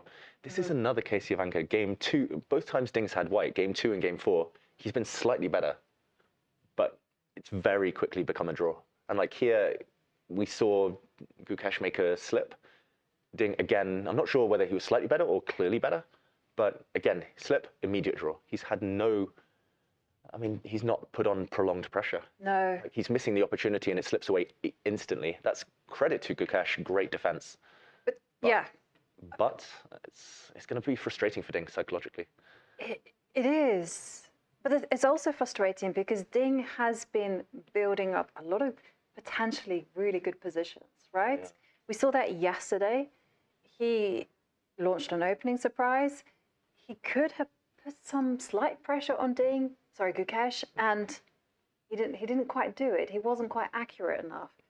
So he started playing for the draw very quickly. Right, and in this particular position, he could have retreated the bishop to h5, kept that extra pawn, and instead, bishop c, in this position that David's got highlighted, bishop h5 maintains the pawn because you cannot play rook takes c4, because now you can just simply go rook to d8. Maybe this very simple fact. Just d2 as well now. You cover the promotion square. It's very strange, I've got to say. And like, okay, he might have seen king e3 and realized that white is still very active and is going up the board, but you're risking absolutely zero. I mean, for example, even if you're kind of happy with the draw, you play a move like rook e6 and you say, okay, show me it's a fortress, I'm a pawn up. Maybe the black king gets in behind someday. I mean, this one probably is a draw, but at least you play on, instead of going into an equal position and it's immediately over. You can torture your opponent for another half hour, 1 hour. Instead, we're going to see a handshake. King e3, or a3, or b3, or It's surprising. Maybe just while the players get to move 40, we're at move 32, so this is still going to go on a while. But Jovanka, maybe we can check with our all-seeing friend. Yeah, I'm going to check with the Silicon Monster and see what was the improvement. And yes, it is the moment where Ding plays the natural knight c4. Instead, rook to e6, get this. Wow, okay. That's calm. That's not easy. No. And then the whole point is that you're actually planning to put the knight on a4. Yeah, if white, for example, moves the king in, knight a4, this is actually a really important pattern to know. In lots of different openings, you fix your opponent's pawns. Neither of them can move. Rook to b1, and now you slide, I guess. Yep, that's exactly it. Rook to b6. Rook b6. So again, hitting the pawns, knight b3. And then bishop b5, and then you've cemented your pawn on d3. Bishop c4 is coming. Yeah, oof. Yeah, and at some point, you don't need to even rush here, but you cash in. Yeah. Either on the square or on a2. Engines are really good, David. Yeah, rook e6 is hard. I'm going to say that's very hard. Yeah. I think I would have done the same as Ding, except, You win a pawn, right? You win a pawn. You think that rook to e4 is impossible. Bishop c6, net the pawn, and here... Ding's actually even a pawn down instead of being a pawn up, which he was 4 moves ago. He's doing it the hard way. Yes, but he has a beautiful thing. He has a blockade on the light squares, and there's no way white's dark square bishop is ever going to break that down. So literally, all Ding needs to do is just keep on passing with the bishop. He doesn't need to make a single pawn move. Yeah, he'll put this pawn on a6 on the light square, and everything's protected, no chances of a pass pawn. I'm surprised they're still playing. I would have raced here, just move the king, move, offer a draw, move 41. Yeah. Well, we're going to see that. I think we're going to see probably something along the lines of bishop moves somewhere, king will shuffle to d3. Yeah. Oh, no, a6, again, excellent. Do you think Gukesh will go for that power play again? No, it looks like he's going for the draw. I thought, just like yesterday, play on as long as possible, even in a drawn position, just to kind of assert psychological dominance. But and here comes the dance. Yeah. King f5, king c, okay, king e3. Yeah, same. We're going to see a handshake any moment now. It's going to be level scores after 5 games, a draw in game 5. The repetitions, the second time we've seen this position. Jovanka, it's going to end on move 41. And the players are just speeding their way to a draw. And there we see the handshake, game 5, finishing in a draw. But what a tussle it was between these two. Full of intricate moments, some excellent defense there from Gukesh. Yeah, fantastic defense, switching gears at the right moment by the young Indian challenger. He was in trouble. He missed something. He was on the back foot, but very quickly able to neutralize Ding's pressure, and mixed feelings for Ding. A great result as black. He was never in trouble at all, equalized effortlessly, was even better, but also mixed feelings because maybe there was a small opportunity when he goes and looks and analyzes, but ultimately a fair result. Ultimately a fair result, but what an exciting game. Now, we are going to take a very quick break just to calm down there from all the excitement. But there you see, after 5 games, it is 2.5 points apiece. But don't go anywhere, because when we come back, we are going to break down the game that had just happened. This is the Google Pixel 9 with Gemini. And this is a look behind the scenes of a heated Fantasy League group chat, where Gemini's already made an image of a quarterback with noodle arms, a running back that's a snail, a Swiss cheese secondary, that's a new one, and now coming in hot, some wide receiver gloves made out of butter. Oh, let's see how they come back from that one. Still anybody's game, or anybody that has Gemini.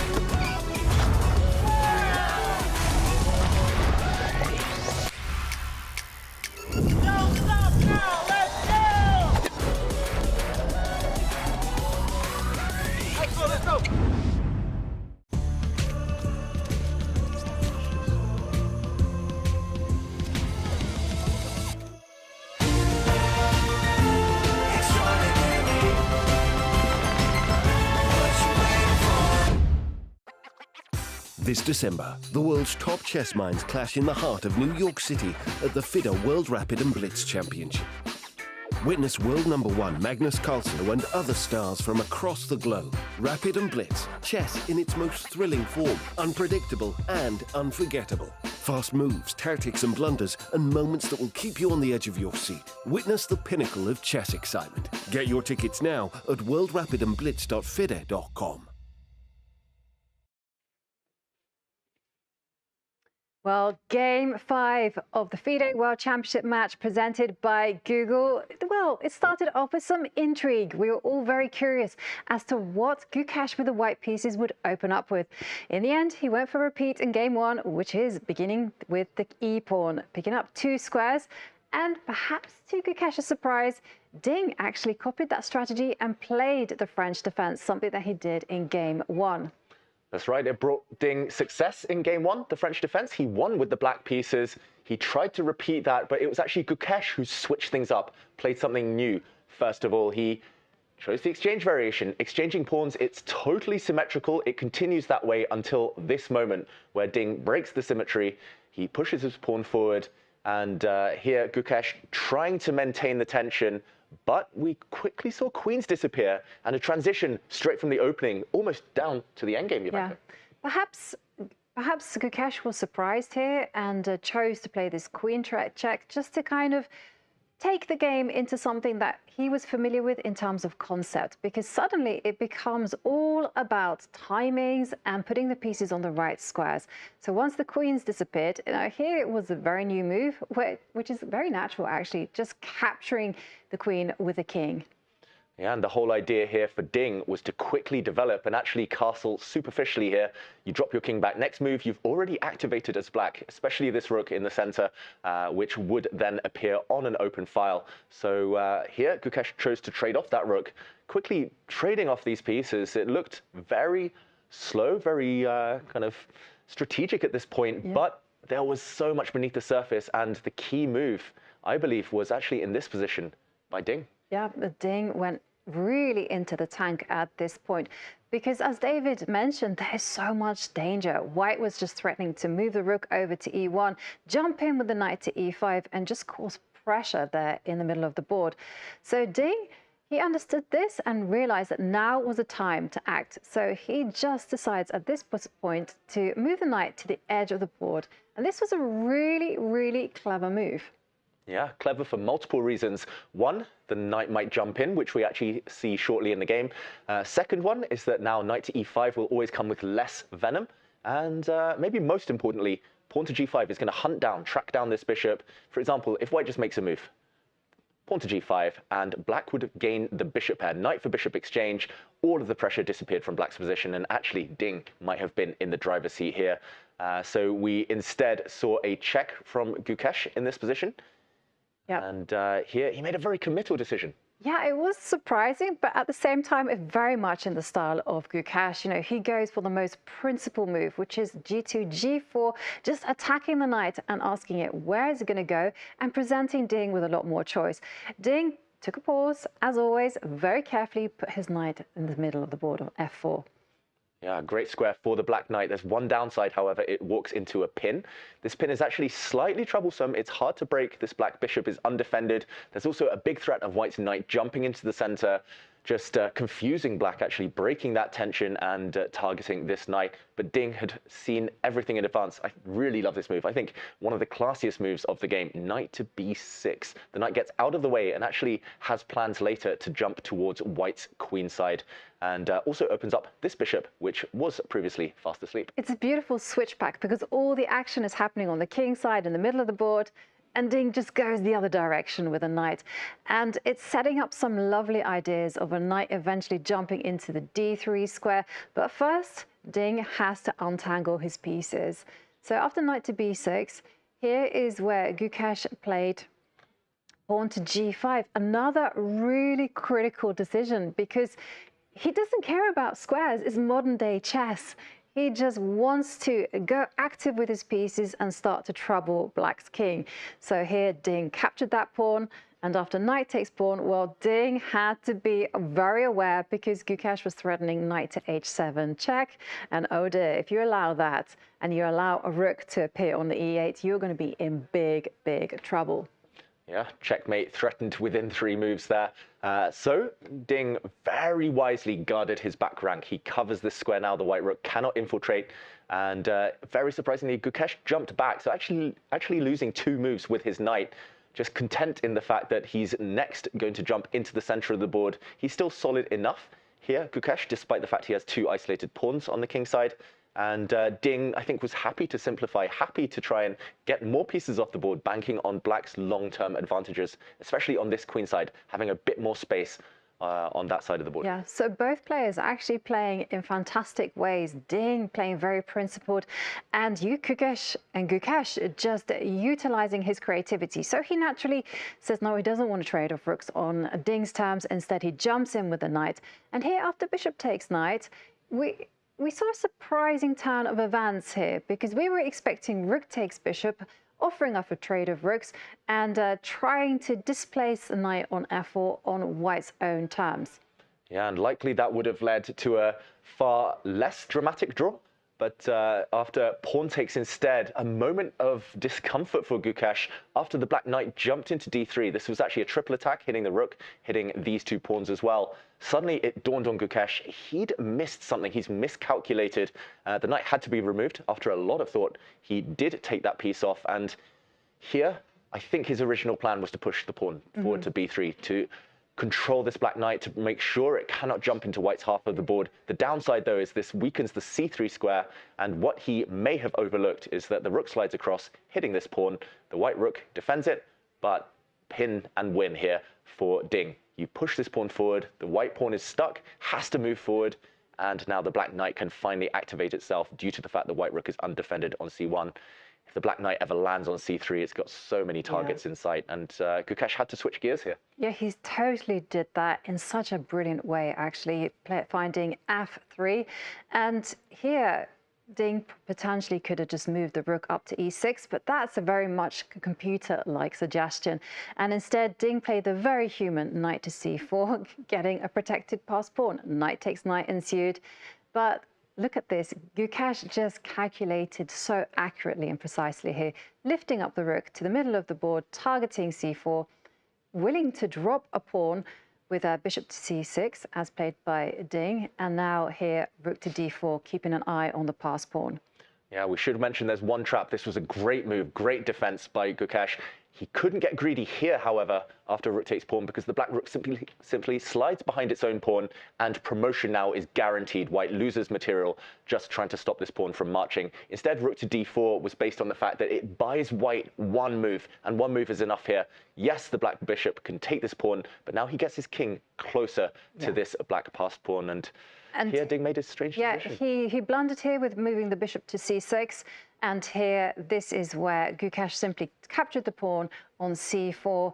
And now after the rook came to, after there were some trades, and the rooks just simply disappeared off, and the opposite color bishop endgame is simply a draw. So yes, we have game 6 to look forward to. This time is going to be Ding with the white pieces. And there we can also see the players lined up for the conference. So let's head straight to Maurice and see what's happened. I mean, the game continues. I thought his queen rook activity can compensation for the pawn, but I can protect it.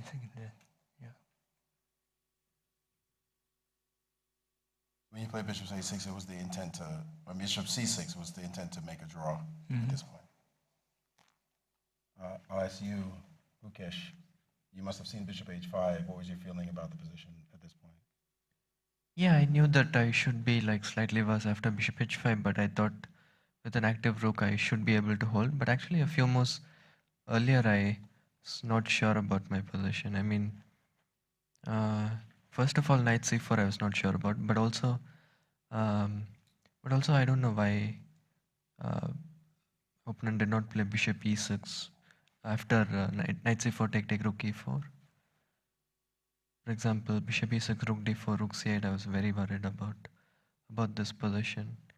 And then after bishop c6, I was already quite relieved, and after bishop f3 and bishop c6, that was just a draw so yeah. So now stepping back one step to this position, why didn't you play bishop e6 here instead of going for the bishop c6 idea? Well, I didn't see the idea rook c8, rook c5, and then move the king to the king side, like some kind of burden pawn structure.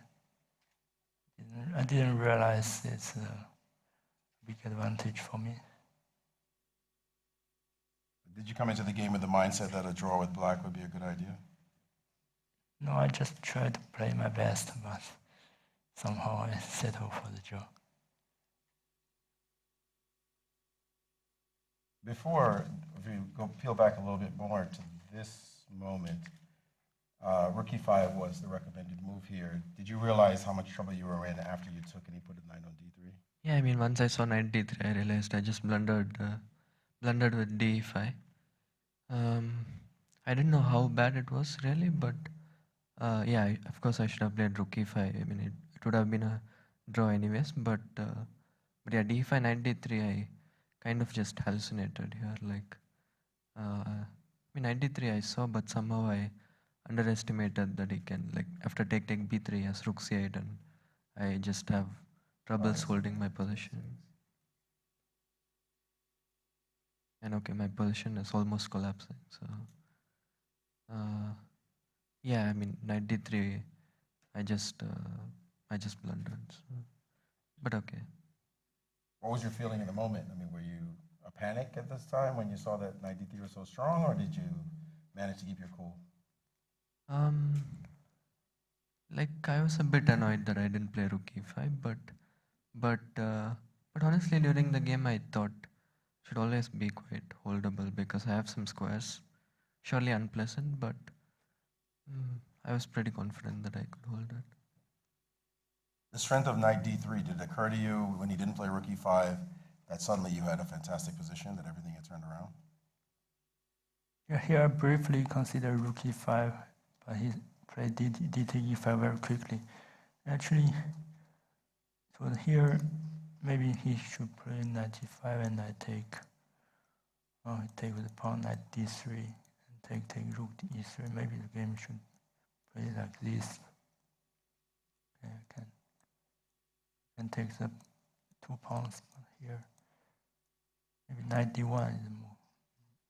Knight a4, he has rook b4.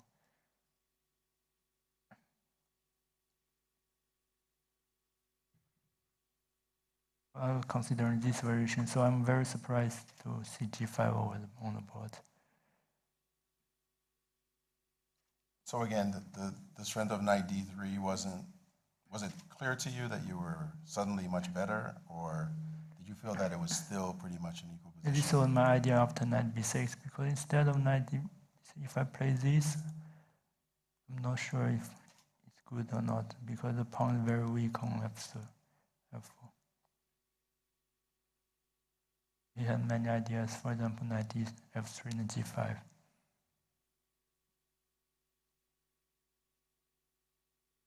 Okay. I will open the floor to the press. Please state your name and where you're from before you ask your question. Vidya from Chessbase India. My question is to Ding. When you played the move knight to c4, did you consider keeping the knights on board, like on the move, or like move knight to a4 or something?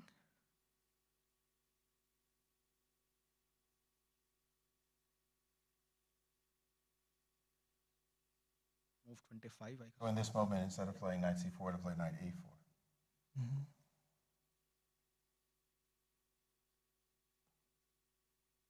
I thought here maybe some d4, but he can play c4. If I go here, he rook b1. Or maybe just king f2. No. The engine likes bishop f2 in this position. Mm-hmm. A little bit trickier.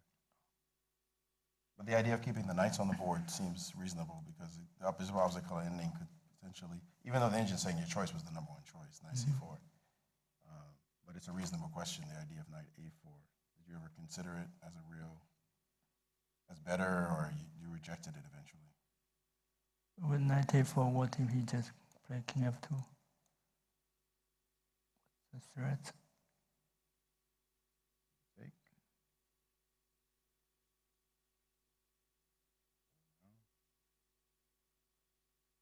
Not sure this is.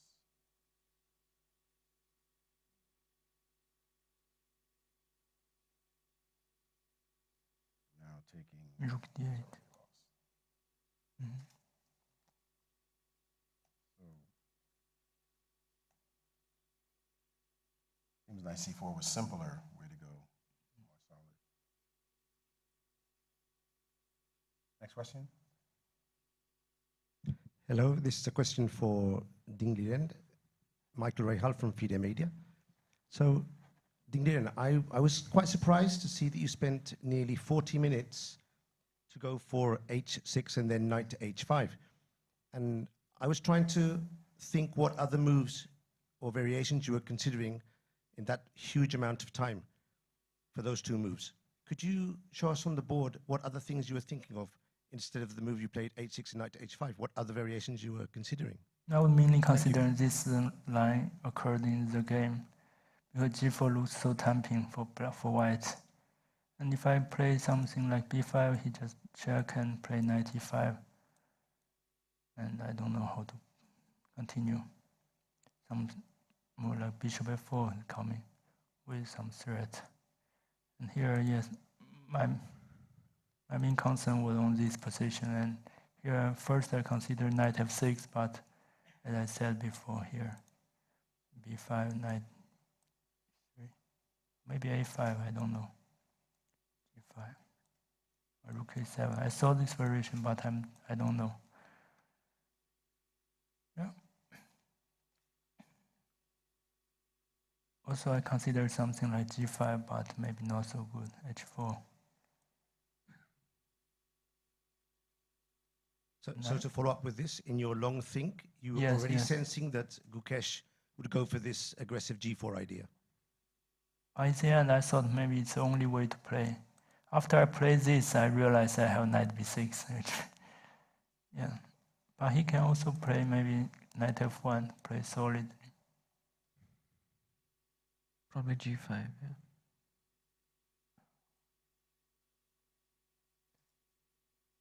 Knight f6.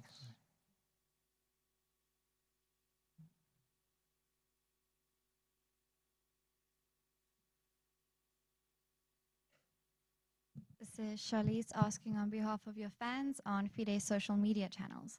And this is to Gukesh. What kind of training did you get from your mental coach, Paddy Upton, and how has it helped you so far? I have been working with Paddy for the last few months in preparation for this match, and first of all, it's very enjoyable the work we do. I mean, we have had a lot of conversations, and yeah, he has helped me a lot to mentally and physically prepare for the match in different ways.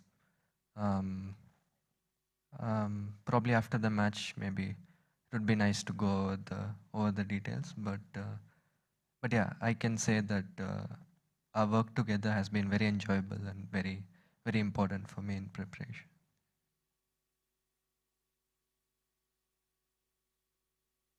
This is Mike Klein with chess.com, and I have a question for Grandmaster Gukesh. Of course, you lost with e4, but then you won with d4, and you went back to e4 today. I'm curious, since we're 5 games into the match, has there been any time in the match where you've wanted to play something and Grandmaster Gajewski wanted to play something else, and you had to sort of, one of you had to convince the other one? So, or have you guys both been in lockstep with what openings you're looking to play?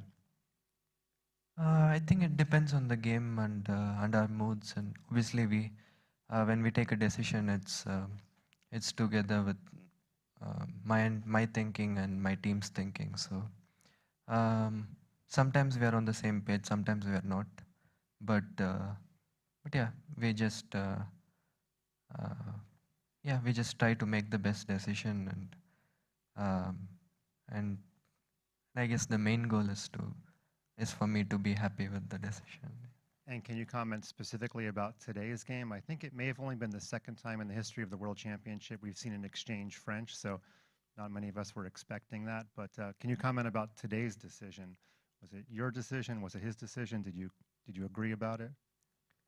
I mean, obviously it was, in the end we all agreed with this.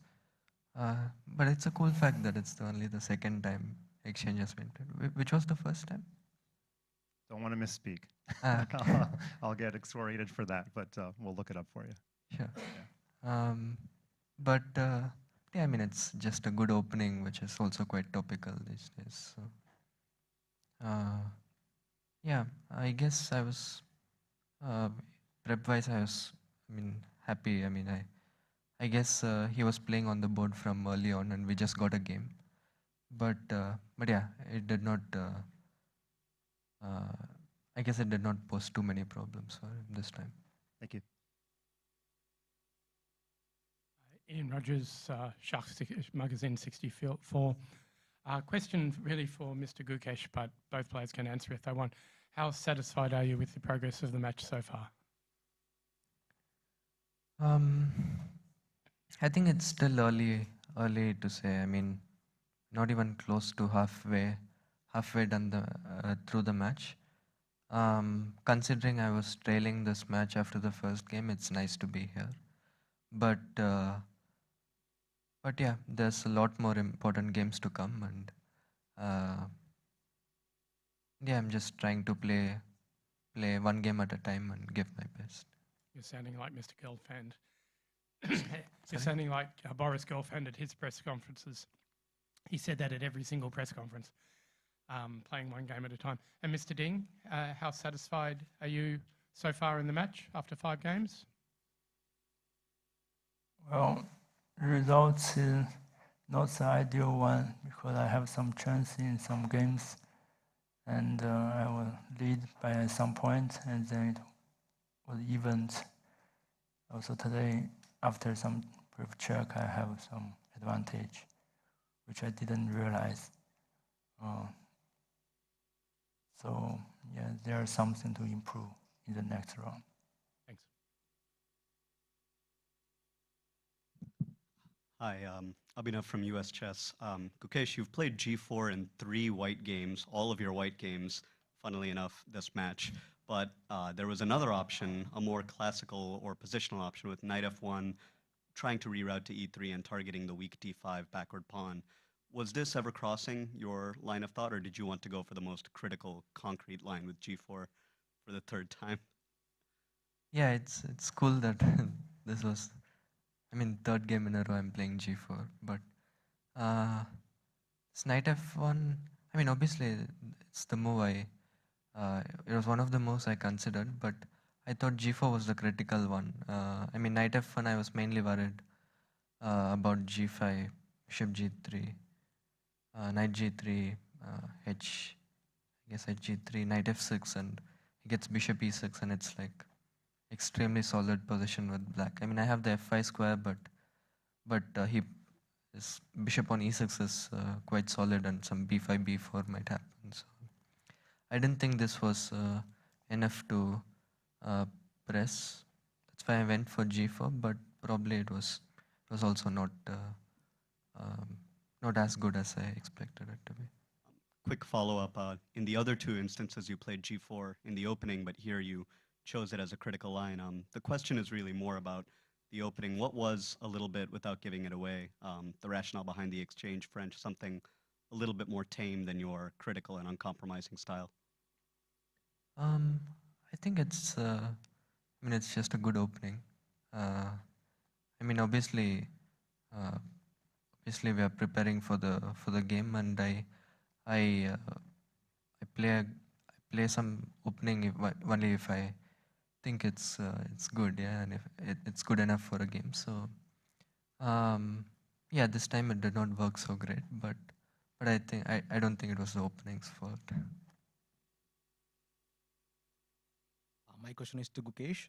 Did you expect Ding to play the French defense, and were you happy with the position after you played the French exchange variation?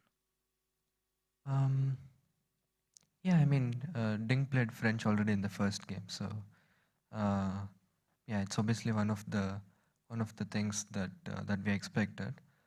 And the exchange French, I was prepared till he played King E7. I'm sure I saw King E7, but I couldn't remember the details. And in general, the position was kind of what we expected will happen on the board. So I was happy with that, but probably I didn't have any serious chances anywhere. Maybe I could have improved early on, but yeah, I think I think maybe I kind of overestimated my position in the opening. A quick follow-up of chess question. We have seen a lot of times you've closed your eyes when you're playing the game. So is it possible to reveal, are you calculating or like thinking at that point, or just trying to keep a clear head? I guess it's just normal. I usually do this, like I close my eyes quite often during games. And sometimes it's just that it's easier to calculate with your eyes closed. Maybe at some point I'm also like, yeah, I'm sitting there in this room. There's nothing else to see, so I'm just closing my eyes. But yeah, mostly I'm just thinking about the position. I'm Xiaobing from organization. I have a few questions for Ding Liren. First of all, 请你谈一下今天的对局，以及对手今天在法兰西防御中选择异地的变化有没有出乎你的意料？ My name is Gu Xiaobing. I have a few questions for Mr. Ding Liren. My first question is, were you surprised by the choice of the exchange French from Mr. Gukesh? 从这比赛用时来看，我也是对这个交换法兰西有一定准备的。对，但是他马币第二这个就出乎了我的预料，然后临场我就需要去思考。我觉得我走的还不错，一直下的还不错，直到就最后时刻，可以继续，比如说走向1-6，但是在把王从王一出来，这个计划我没有想到，然后可能局在后一有很大的这个前景吧。这盘棋也是下了半盘好棋吧，后半盘就有点粗糙。That was a very long answer, by the way, so I'll do my best. Mr. Ding said that he was in general well prepared for the French defence. He was a bit surprised, I think, by knight b d2, and so he started thinking sometime after that. He felt he played quite well in the first half of the game. He did feel that maybe after rook e4, bishop e6, and then the king comes to the king side, and perhaps black has some chances to press there, so perhaps he missed some small opportunities there towards the end. So he felt it was half a good game by him, and the other half probably could have slightly improved somewhere. 第二个问题就是来到新加坡也有一段时间了，对新加坡的印象怎么样？有没有在圣淘沙里面转一转？谢谢。So the question was, Mr. Ding, you've been in Sentosa in Singapore for quite some time now. What's your general impression of Singapore, and have you had the chance to tour around Sentosa Island so far? 对，我不仅在圣淘沙待着，中间一开始还出去踢了场球，所以对新加坡整个城市的面貌也有一点了解。这里还是挺繁华的，然后挺先进的。圣淘沙也是一个挺舒服的一个度假的区域。但接下去我还是更多的关心接下来的比赛吧。So I also had an opportunity early on to even have a game of soccer before the match started, which I really enjoyed. Obviously, Singapore is very modernized, prosperous, and a very modern city.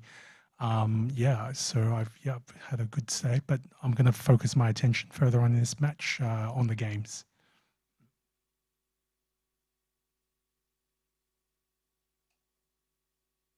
Michael Rahal again from FIDE Media. So we have quite a few very interesting questions on our Twitter feed. I've selected one. I would like to ask both players, aside from chess, which sports person do you admire the most, aside from chess? Mr. Gukesh. I mean, when I was younger, it was Indian cricketer MS Dhoni. Now it's Novak Djokovic. I think both are great athletes, and I really admire a lot of things about them. It's hard to say the words admire. Before, I liked the player. When I watch NBA a lot, I like Lamar Odom. And then I like Federico Chiesa. They are not that famous, but they are just in my favor. My final question is for Gukesh. As you know, your countrymen, fellow colleagues, grandmasters are playing all over the world. Nihal Sarin has just won the Uzbekistan President's Cup, and other players are participating in important tournaments. I was wondering, do you stay in contact with them during the event, maybe on social media, and cheer each other on their successes? Okay, firstly, I didn't know Nihal won this. Firstly, congrats to him. I mean, during the tournament, I generally don't talk to many people outside my team. But yeah, it's always nice when Indians, Indian youngsters keep achieving things. It's motivating for all of us. So yeah, I'm glad about that. Thanks. I have a question for Ding, but just to close the book, apparently Capablanca Alekhine 1927 was an exchange French and black one. My question is for Ding. This Queen E7 endgame apparently is covered in Anish Giri's Chessable course, and I'm just curious if you knew about that course. He said the endgame is fine after Queen E7. So are you aware of this course? No, but he's right. Indeed, you proved that today. Thanks very much. We'll have just a few more questions, please. I wanted to take the peaceful result as an opportunity to ask both of you without revealing too much. Can you both give a game of your opponent that you were particularly impressed by in their chess career?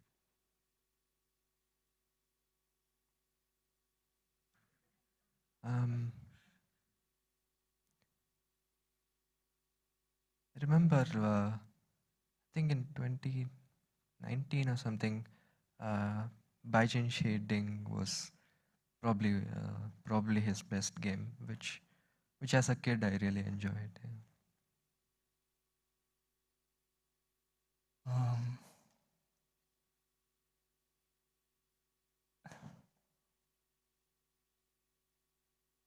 I know my opponent beat Pragnanda many times with both colors.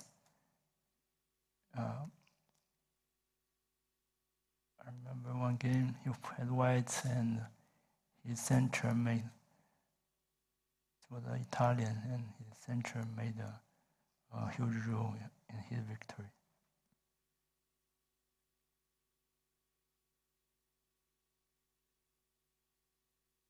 Any more questions? All right, well, that concludes our press conference for today. We will be back again tomorrow for Game 6 at 5 p.m. local time. Good night, everyone.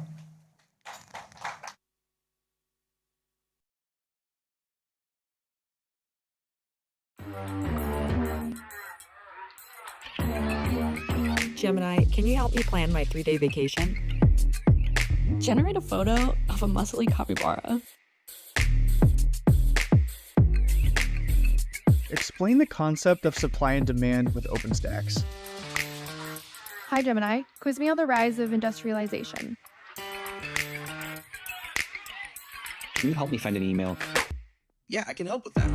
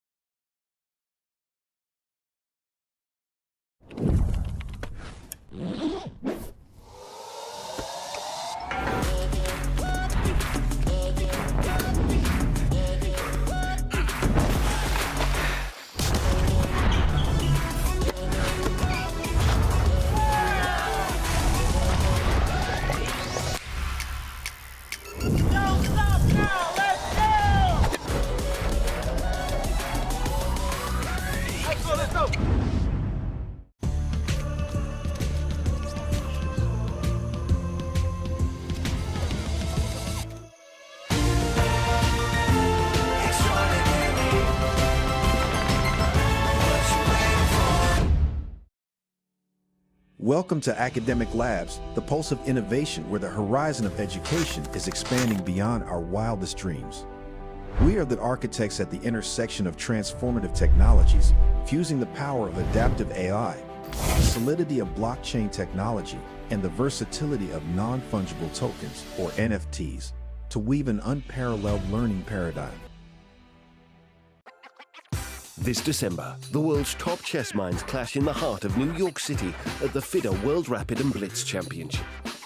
Witness world #1 Magnus Carlsen and other stars from across the globe. Rapid and Blitz, chess in its most thrilling form, unpredictable and unforgettable. Fast moves, tactics and blunders, and moments that will keep you on the edge of your seat. Witness the pinnacle of chess excitement. Get your tickets now at worldrapidandblitz.fide.com.